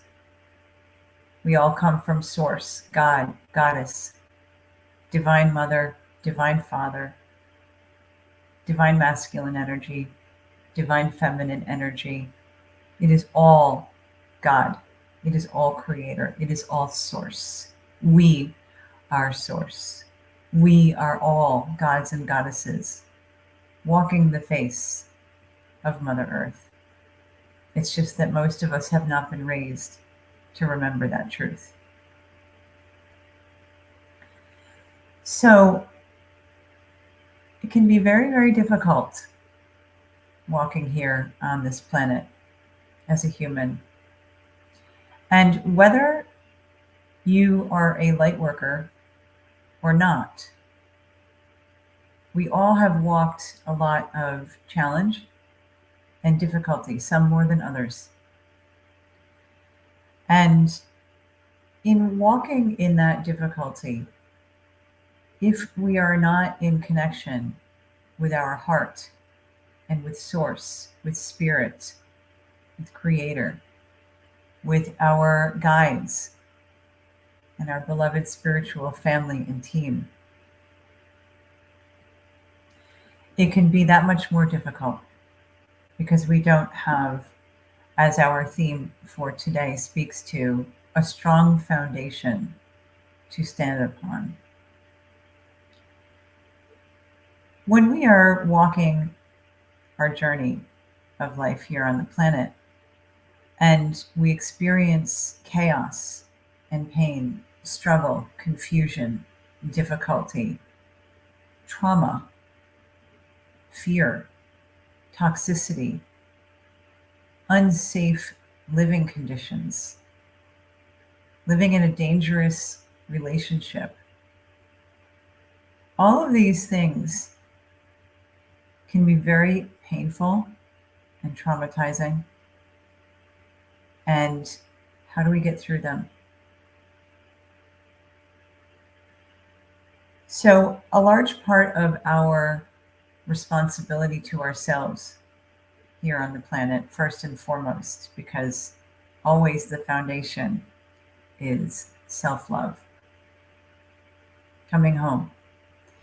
And Alex and I and our brother Miguel spoke a bit about this in our panel discussion just before this.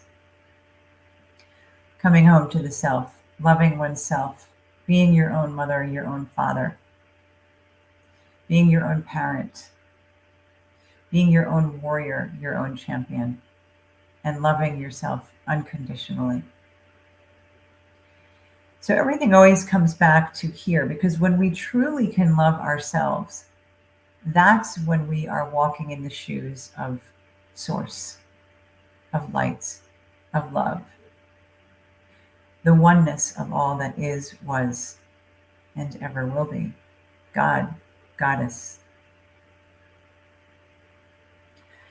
So how do we get through those challenging times, even scary times, painful and frustrating, aggravating and chaotic, and still maintain our footing, still stand upon a strong foundation? Well, first and foremost, we want to access and utilize our support system. Our support systems, plural. Whatever that may be, therapy, friends, family, spiritual community. We access our support systems and we utilize our inner core strength by being in connection with our spiritual family and team, co-creating with them on a regular basis. If you don't know how to do that, I'm one of the resources that you can access to help you to learn how to do that. Alex has my information posted somewhere on this site. I know you can go to my website, the Healing Community Centers. But my point being is that if you don't know where to begin, if you don't know how to talk to spirit, then I'm somebody that you can access for that help. A lot of the work that I do in the book that I wrote, it's a manual about how do you hear spirit? How do you talk to them? How do you create not just a successful life, but a thriving life of beauty and power and wonderfulness and joy and light by co-creating with your own spirit and your spiritual family and team on the other side. It's important for me to give you a little bit of this background in order to have you fully appreciate and understand the beauty and the joy of the cosmic venting tube. So, what is the cosmic venting tube? Okay, so now that we have a little bit of background, we can come to when we are having a hard time. You know, a lot of times, especially in the spiritual community, there can be the notion of, well, everything is just supposed to be love.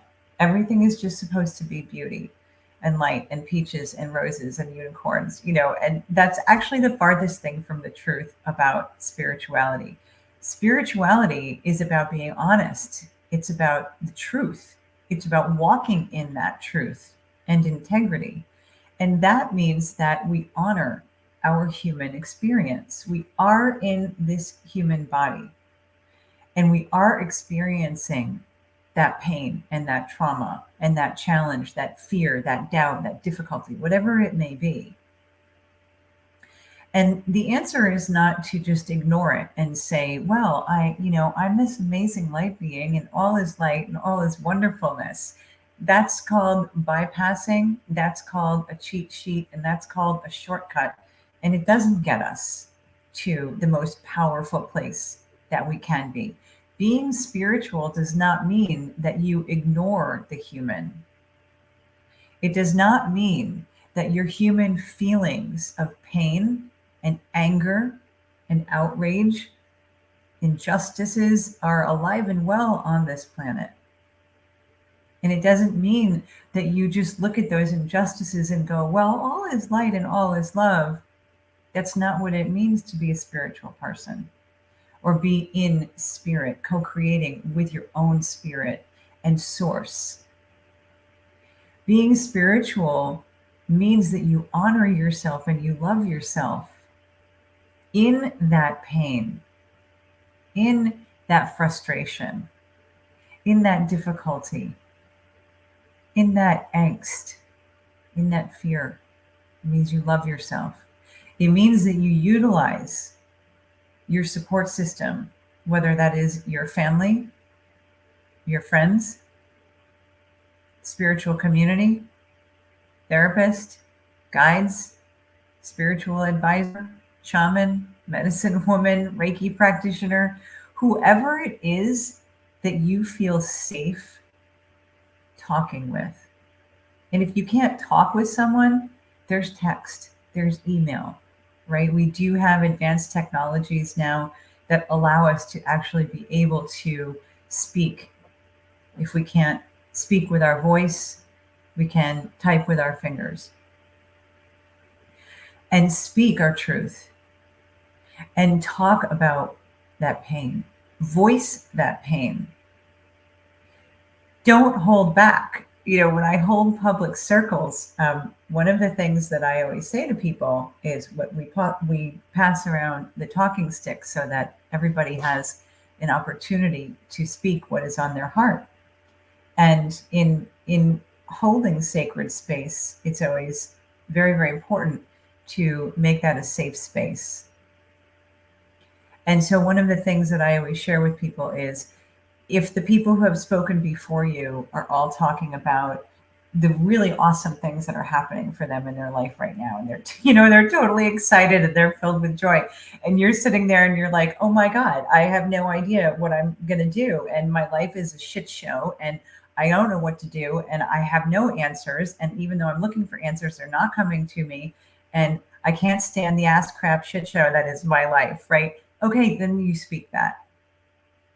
So the cosmic venting tube is that energy, putting ourselves in that energy of allowing ourselves to be fully immersed in what is going on for us. Not to hold back, not to color it, and pretend like, oh, well, you know, I'm spiritual, so it's really okay. It's all right. That no, it's not. It's not okay. Some of the things that we have all had to walk through, sorry, digital moment. Some of the things that we are walking through or we have had to walk through are really hard. And you don't have to pretend that it's okay. So the cosmic venting tube, why do you want to use it? Right? You want to use it because that's the place where you can go to, whether you're talking with a friend or a family member, somebody who's part of your support system, or not, whether you only can voice it to the multi-galactic universe, to your spiritual family and team, and talk to them. They don't mind if you're getting really angry and you're swearing and you're cursing. Seriously, like, they're there. You know, that's one of their biggest messages as a conduit, as somebody who receives messages from our family on the other side. One of the most important messages that they always want me to convey is, look, we're right here with you. We are right next to you. You don't need to pretend. You don't need to make everything okay. You don't need to feel like you need to talk to us in some, you know, regulated manner. Otherwise, you're going to, you know, get a note that says you're grounded because you didn't speak in a spiritual way. So the cosmic venting tube, when you go, okay, spirit family, or okay, my friends, like whoever you're talking to, I can't handle this. I cannot handle this. I am at my wit's end. I don't know what to do. You need to let yourself be in that place. Feel those feelings fully and completely, because that's self-love. Honoring what you are experiencing as a human being and not trying to sugarcoat it or make it less than anything than what it is. That's self-love. So giving yourself that gift of, if you're talking to somebody who is incarnated, right? A family member, a friend, your shaman, your therapist, your people that you're in a circle with, whoever it is, that you're talking to a human in front of you, incarnated. Or you're talking to our people on the other side. Knowing that you are putting yourself into the energy of what I call the cosmic venting tube or the cosmic puke bucket. Blah, right? Knowing that you're putting yourself into that energy where spirit family is going to take the frequencies, right? Because everything is energy. Everything comes down to frequency and vibration. So you, first of all, giving yourself the permission of self-love and saying, oh no, I got to just spit. I got to vomit. I have got to puke this out like I have never puked before. And you put that into the cosmic venting tube where spirit family then takes those frequencies, that energy, and utilizes it for whatever is needed throughout the multi-galactic universe. So, you know, one of the things that I say, because I'm a big user of the cosmic puke bucket, I go, okay, you guys, turn this into roses, make peaches, make unicorn rainbow farts. You know, like whatever it is that is needed, I'm giving this to you. And you take this and you turn it into whatever is needed. So in this way, you know, a lot of times we need to speak the truth of a hard time that we are having with another person. And it's really not even about that other person sometimes. Sometimes it's just our own healing and growing and evolving that we're doing. Or it's a situation that as a light worker, we have been asked to walk through. So we understand, okay, as a light worker, this is part of my job. I have to walk through this, but it's hard. It's painful and it's frustrating. So whether it's about as a human being, we are walking through something difficult for our own healing and growth and evolution, or we may be walking through something simply because we are here on behalf of life, light. Yeah, and life too. That was an interesting Freudian slip. And so we are walking through it in order to serve light, in order to serve the ascension and the sovereignty of Mother Gaia. Either way, we're putting ourselves into that space of allowing ourselves to talk about that person or people or circumstance that is very difficult, frustrating, painful, maybe scary, maybe dangerous. And we can speak whatever is needed without it going out to any of those people. Because there's a lot of talk in the spiritual community about, oh, don't say that because you'll manifest it, right? So when we are consciously walking on our path in love and in honor and in integrity, and we know that we are going to give ourselves that time to feel our feelings fully and completely without trying to sugarcoat it, without trying to pretend, but to give ourselves that time of being angry, maybe resentful, maybe in grief, absolutely overwhelming tears sometimes need to happen. We've all been there. You've been there. When you cry and then you feel better afterwards. You still might not have any answers. But when we cry, we are actually releasing neurochemicals.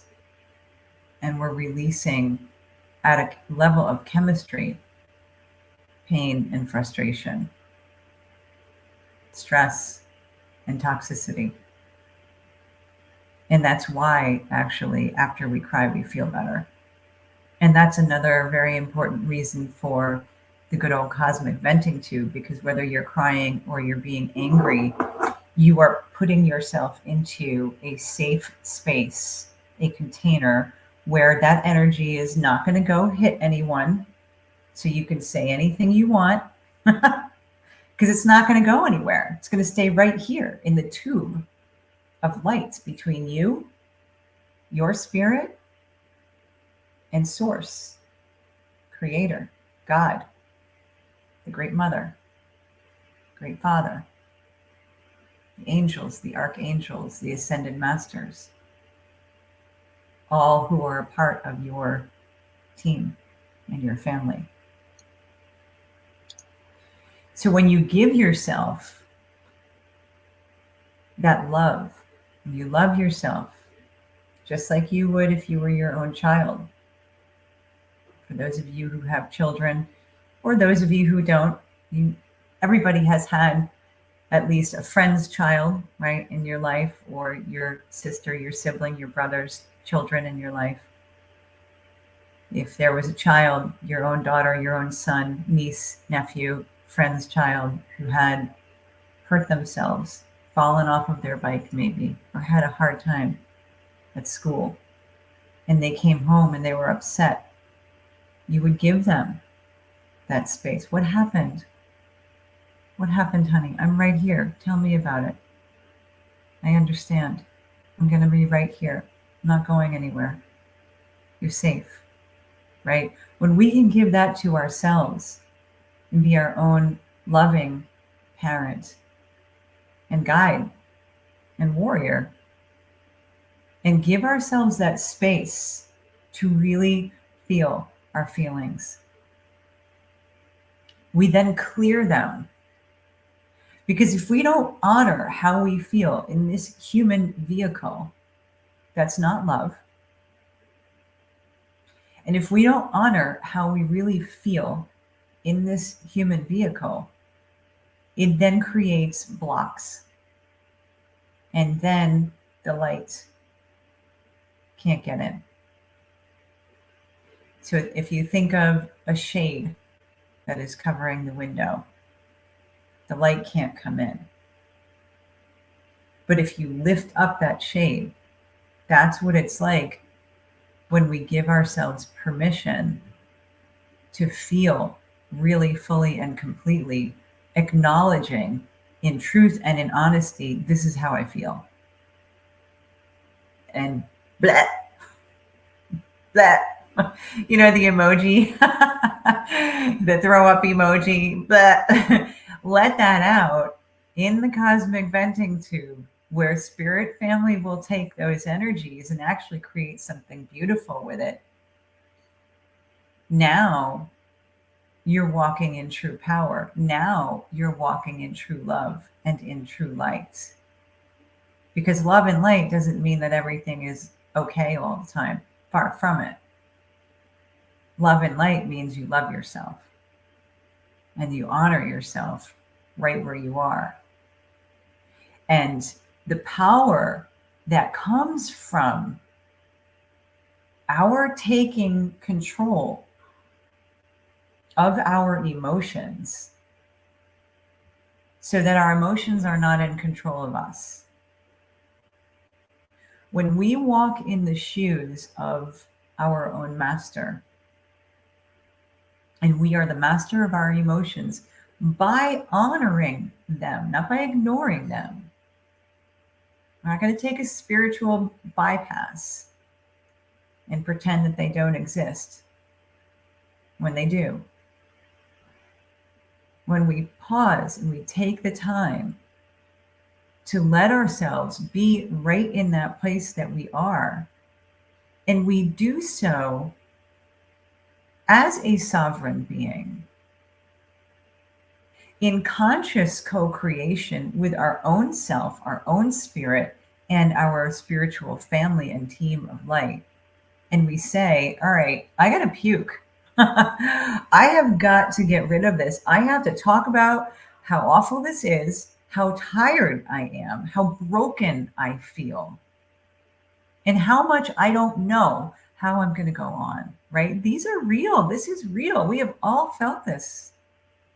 What am I going to do? I don't know. How am I going to go on? I don't know. I have all these bills to pay. I mean, especially right now, you know, with the craziness that's going on in our world, which is a part of the rebirth. Don't worry, you guys. We are in a process of rebirth. There's a lot that's going on behind the scenes. And we've already won.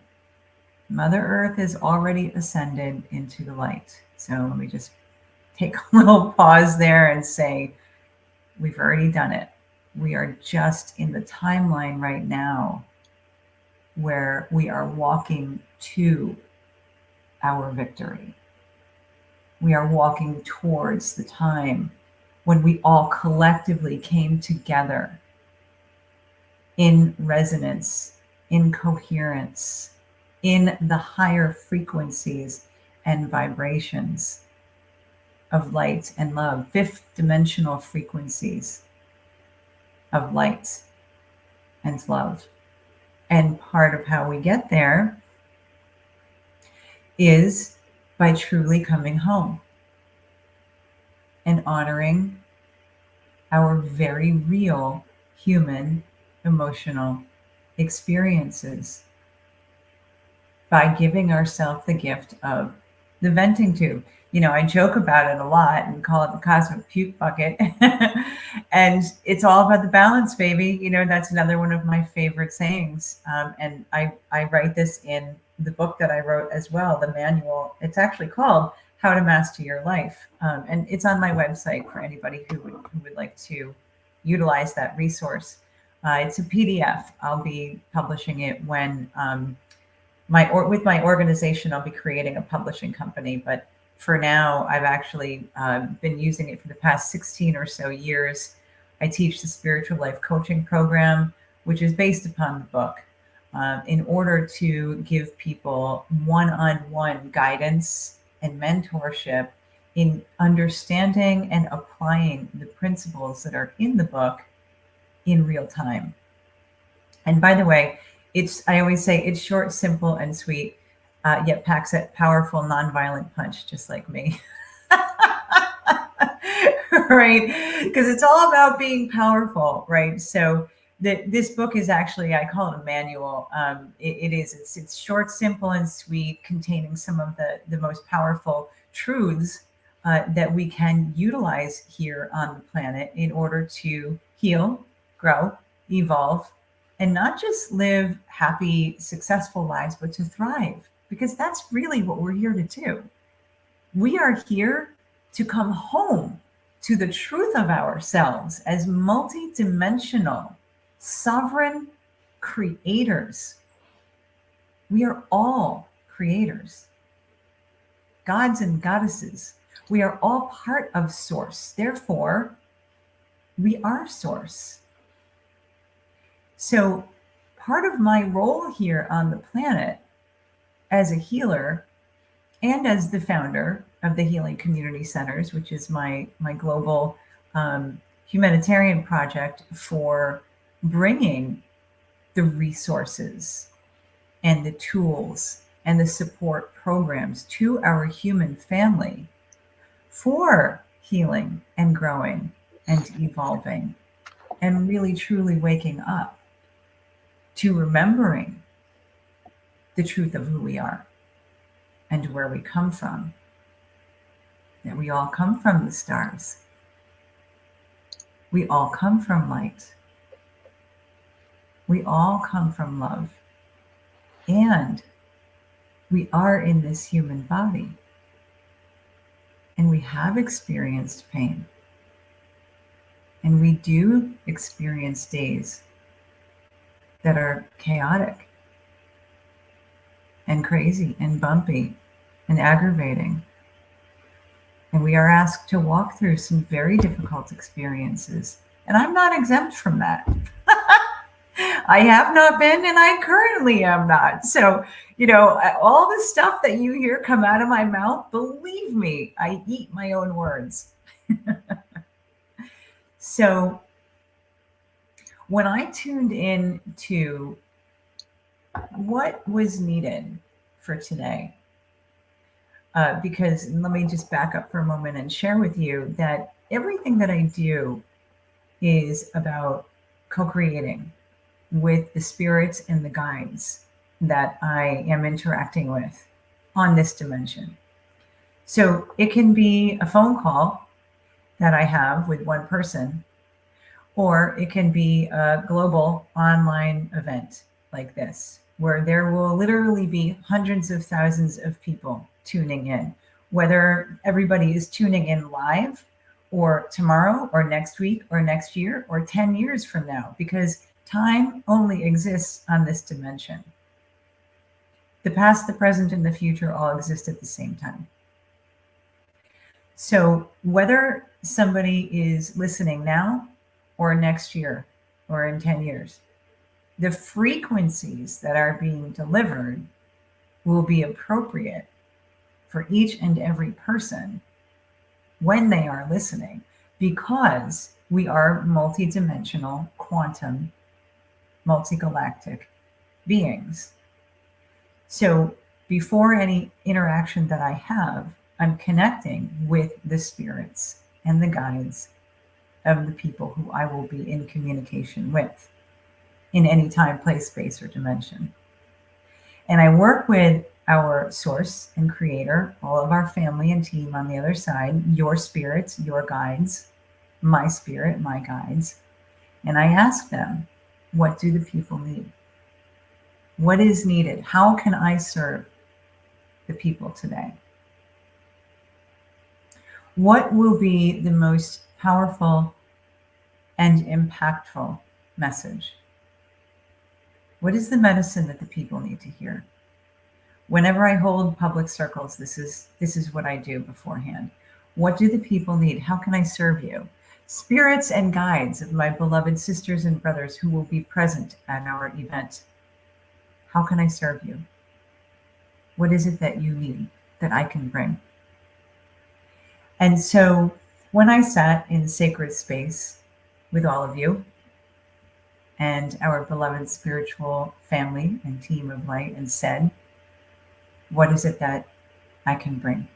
How can I serve with the Global Unity Festival to assist my family and myself? Because we receive too, those of us who are participating in positions of disseminating medicine or information, we receive too. And what I received on the final take, because sometimes there's a little roundabout way to get us to our final answer, was to share with all of you so that you've really heard from somebody who is here on the planet for helping people to come home to the truth of who we are, love and light, and to live a very powerful life of thriving, of joy, of love, not just success. That the way to that is by giving yourself that time and that honor and that love when you are having a hard time, to fully and completely immerse yourself in the venting tube and giving yourself that sacred space of, okay, I am now protected by my family and team. I can spit, I can puke, I can call anybody any fucking thing that I want. Yep, and you're allowed to say that word too. Spirit is not gonna say no. That's the whole point, is that you can be there in that space and give yourself all of the energy that you need in venting about what's going on, letting it fly, letting it go.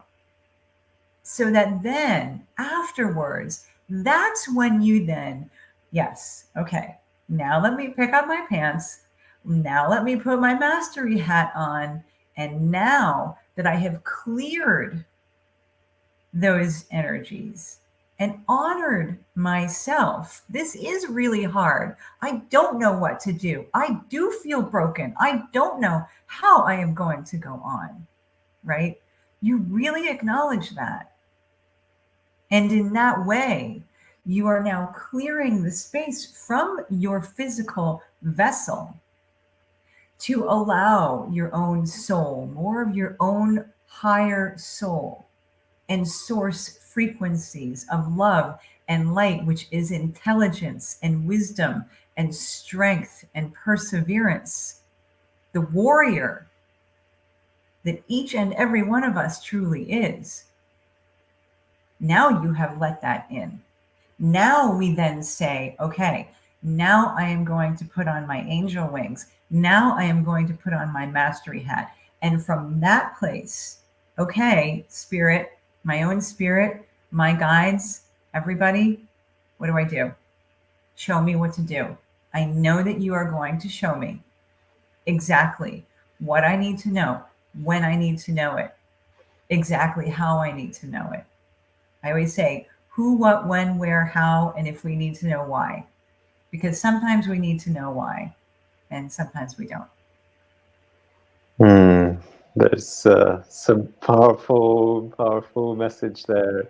And I really like how you weaved in so many things that have been voiced today throughout the different waves, not just wave 3 and our conversation with Miguel, but because we very much talked about really daring to speak the truth, right? And in speaking that truth, really doing that with love. So it's not just a reflection of our wounds, right? And it's not that the what you call the puke bucket or the venting tube, that the other person serves as that, right? And here, I guess you have created this beautiful analogy and the technique and an experience where we don't have to address it to another person. We can really address it to this metaphorical or real venting tube or bucket, right? And so I think it really draws so many themes that we have been exploring to a wonderful conclusion. And one of the things as well that is apparent to me in that is what Bhatnamurti in our Wave 1 shared, that we can't do this alone. You know, we can't go through this journey alone. It's not like that we don't have to. We can't. We cannot. And so, you know, there are these guides, there are these healers there to support us, and of course, ultimately, our you know, wider family, our friends who are with us on the journey. And I believe that's part of our evolution, right? And part of what we're creating here in this space. It's an opportunity to connect with others, discover other guides, other ways to support ourselves and to uplift ourselves. And the last thing really that I heard in what you were sharing is that you know, we know this idea of spiritual bypassing, right, that you mentioned as well, and that it doesn't always have to be very airy and very easy and very positive, that sometimes we can lean into these challenges. And that's also what we explored in Wave 1 in some of those conversations. So I feel it's really a complete journey that we've gone through throughout this day. Thank you so much, Jody.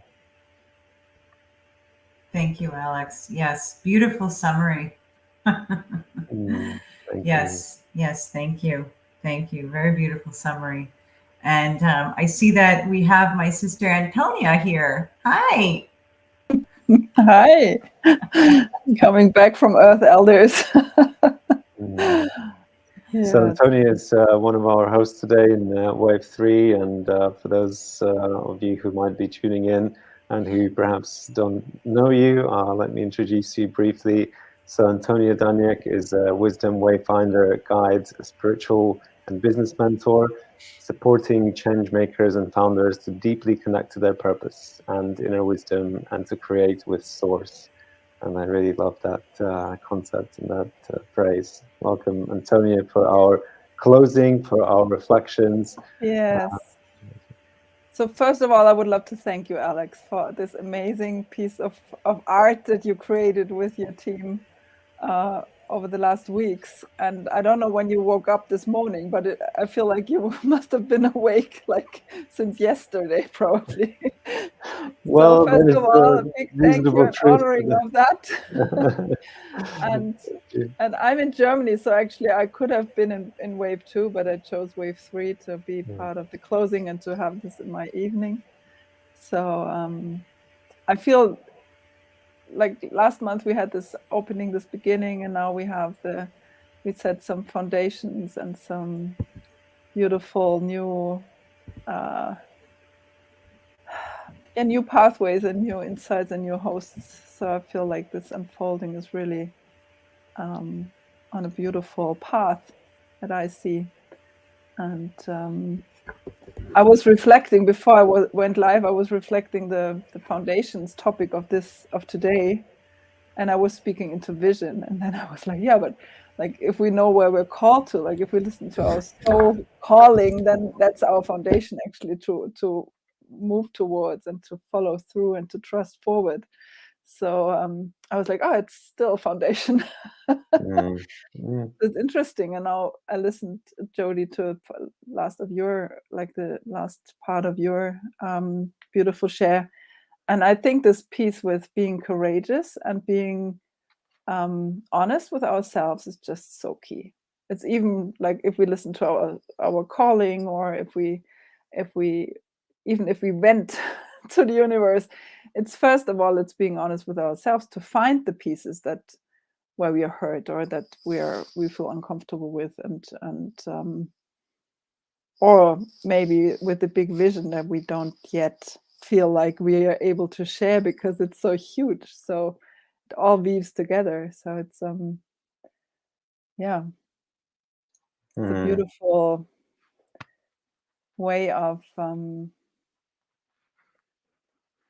yeah, I feel these, like, also that that you created 3 waves. I really feel this is significant to showcase the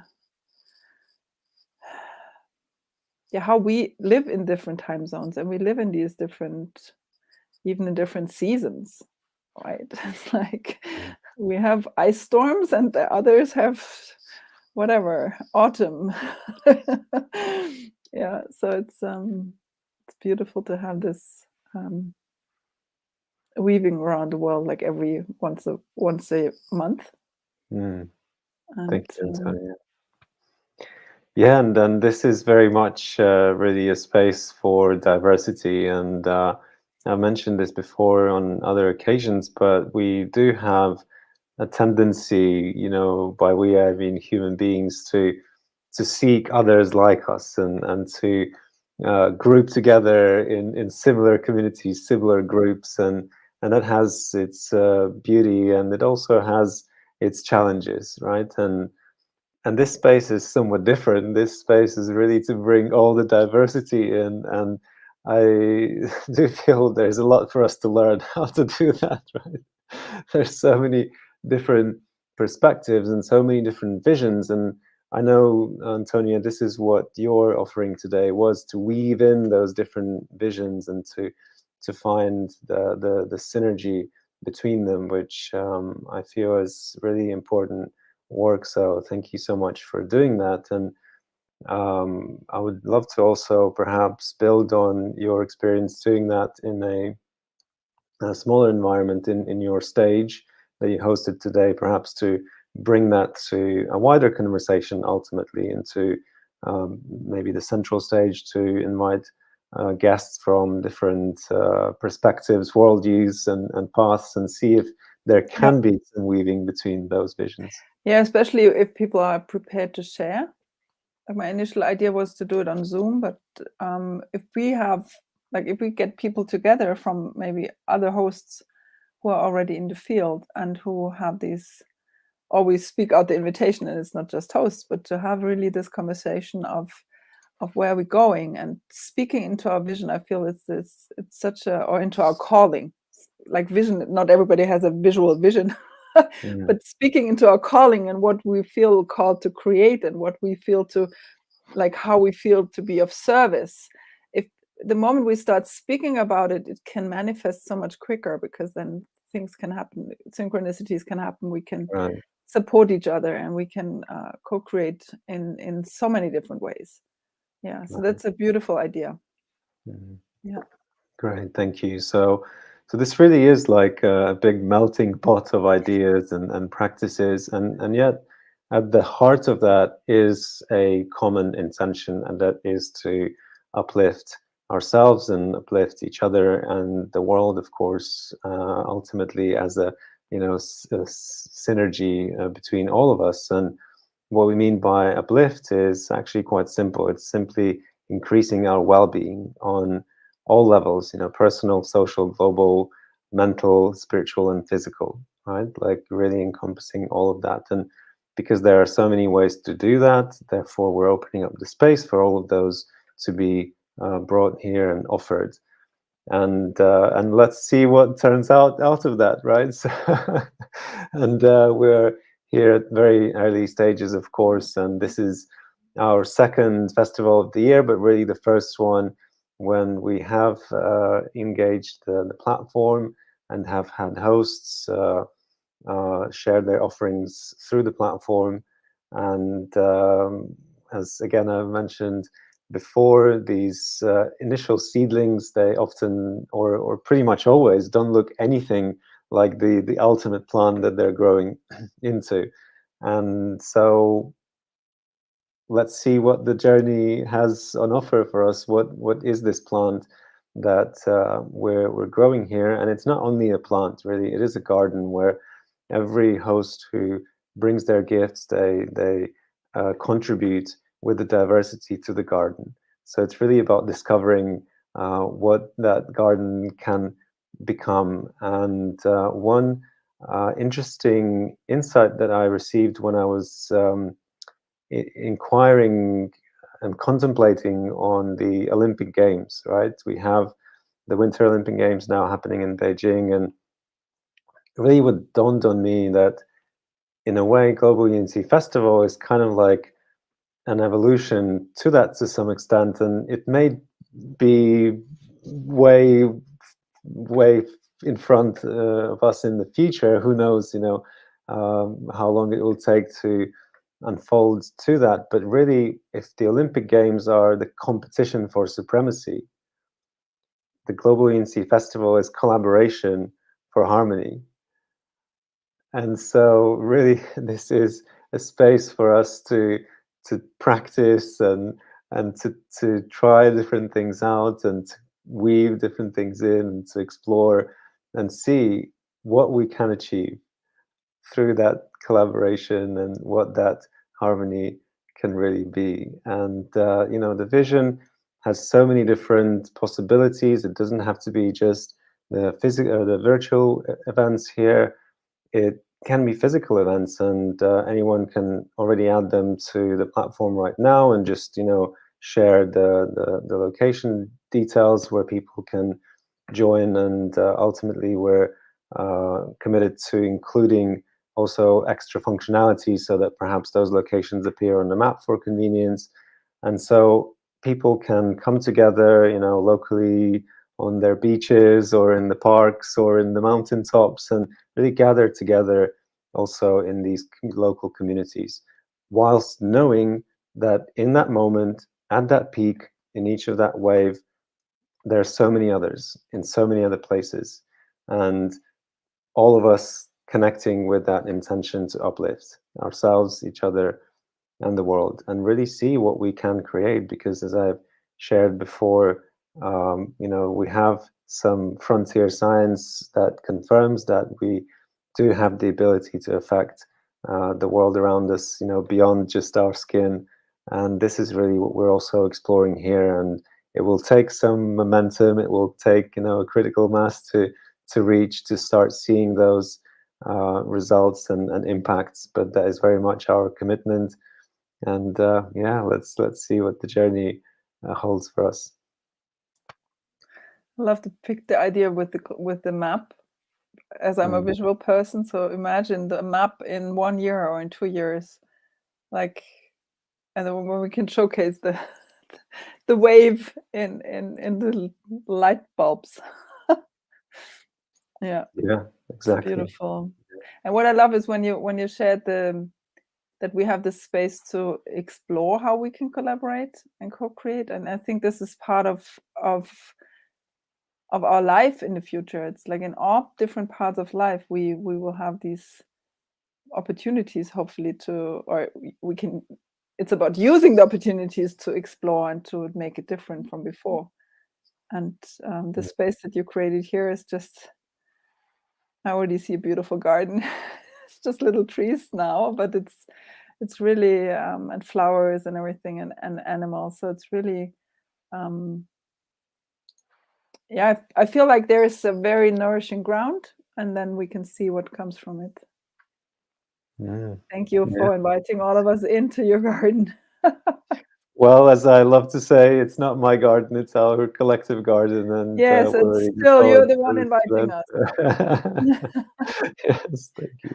Thank you. And thank you to those acknowledging us and commenting in our various platforms, Denise and Barbara, the comments that I showed on the screen just a moment ago. Thank you so much for being with us in the space as well. Okay, so yes, we are now drawing to our closing ceremony, and we're pretty much right on time for the schedule for today, which is amazing. We have been pretty much in all of the previous waves, which is, I think, great that we managed to do that. And Jody, I would love to offer you the space again for really completing this journey for February Global Unity Festival.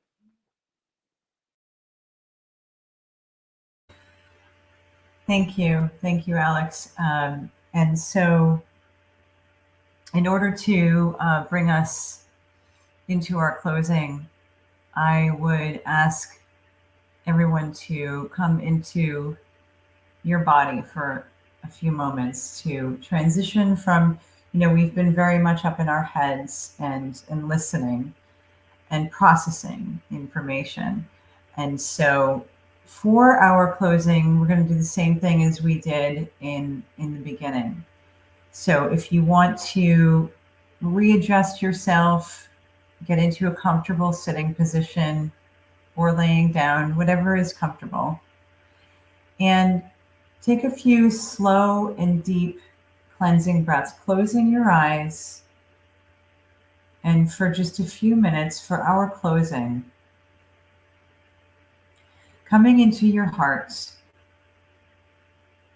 closing your eyes and seeing your breath coming into your heart as you breathe in full and deep breaths all the way into your heart center, and exhaling fully and deeply all the way out.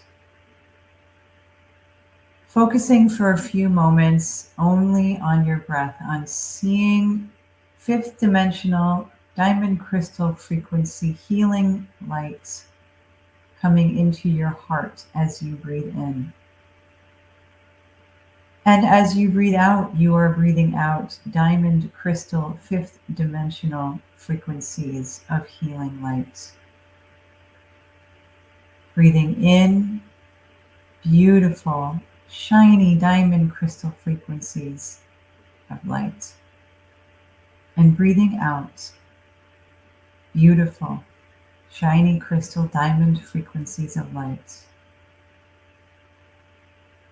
You are breathing in and you are breathing out. Fifth dimensional diamond crystal frequencies of light, because you are a fifth dimensional or above diamond crystal frequency being. That is the truth of who we all are.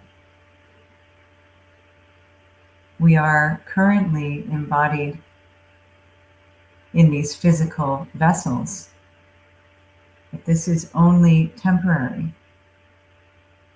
The truth of who we all are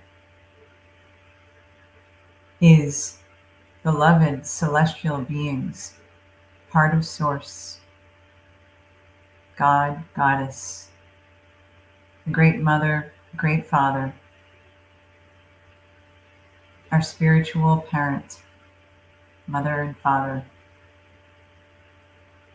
the source of all that is, was, and ever will be, the source of love, the source of absolute beauty. This is who we all are. We all are Source embodied. Breathing in beautiful diamond crystal healing light, the truth of who you are, the truth of who we are. And we come together to close this very special and sacred time that we have had. We have shared together. We have walked together. We have come together very purposefully, whether you are aware of it or not. You were guided to this, whether you were here live or whether you are hearing the replay. We are here in order to nurture each other and love each other and bring light to each other in upliftment, for having a strong foundation to stand upon as we walk on our journey here upon Mother Earth. As an individual soul who is incarnated in order to grow and heal and learn, or as one who has come here to the planet very purposefully as a light worker to assist in the ascension of Mother Gaia. Our reason for being here is to strengthen each other and uplift each other. And so in our conclusion On behalf of all of us, I would like to say thank you to our beloved Source, our Divine Mother, our Divine Father, God, Goddess, our beloved and most amazing family of lights and team of lights, the angels, the archangels, ascended masters, fairies, gnomes, elves, unicorns, Mother Earth, the spirit of the wolf, the consummate teacher, spirit of eagle, the one who brings us the medicine of true sovereignty and truth, the spirit of hawk, who brings us the messages from our spirit family on the other side, and who also walks with us and flies with us in protection, strength, to help us to have a strong foundation as we walk forward.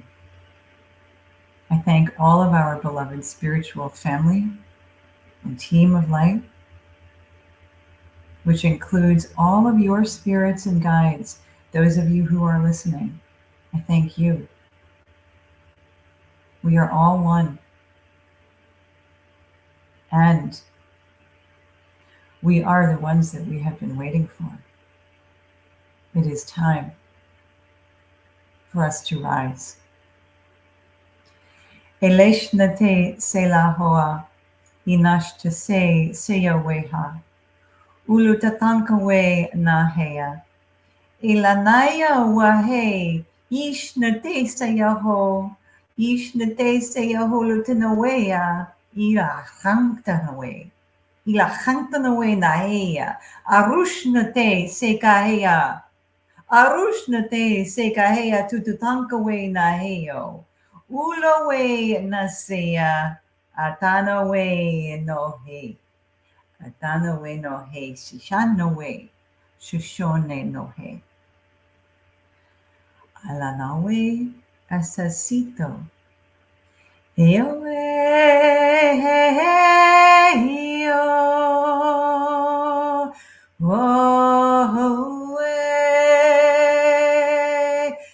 ishnate selahaire, ishnate selahaire,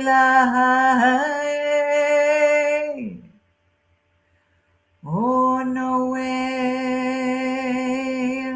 Sita hae, all away, Sita hae.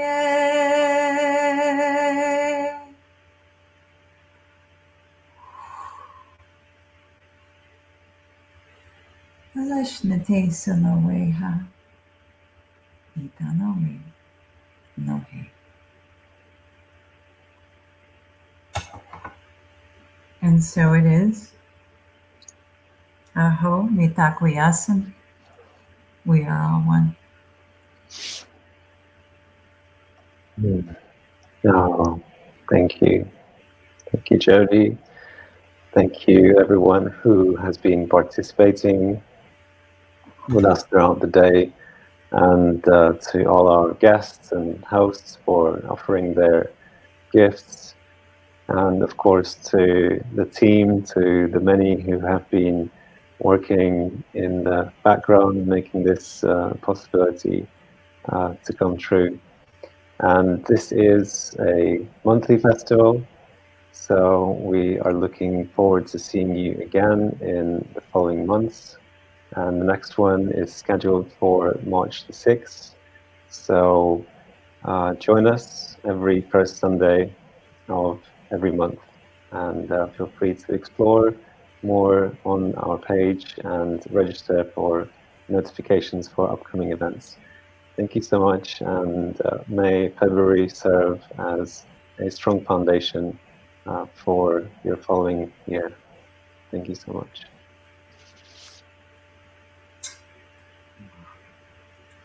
I love you. Much love. Much love to everyone. Thank you, Alex, and thank you everyone who has been with us.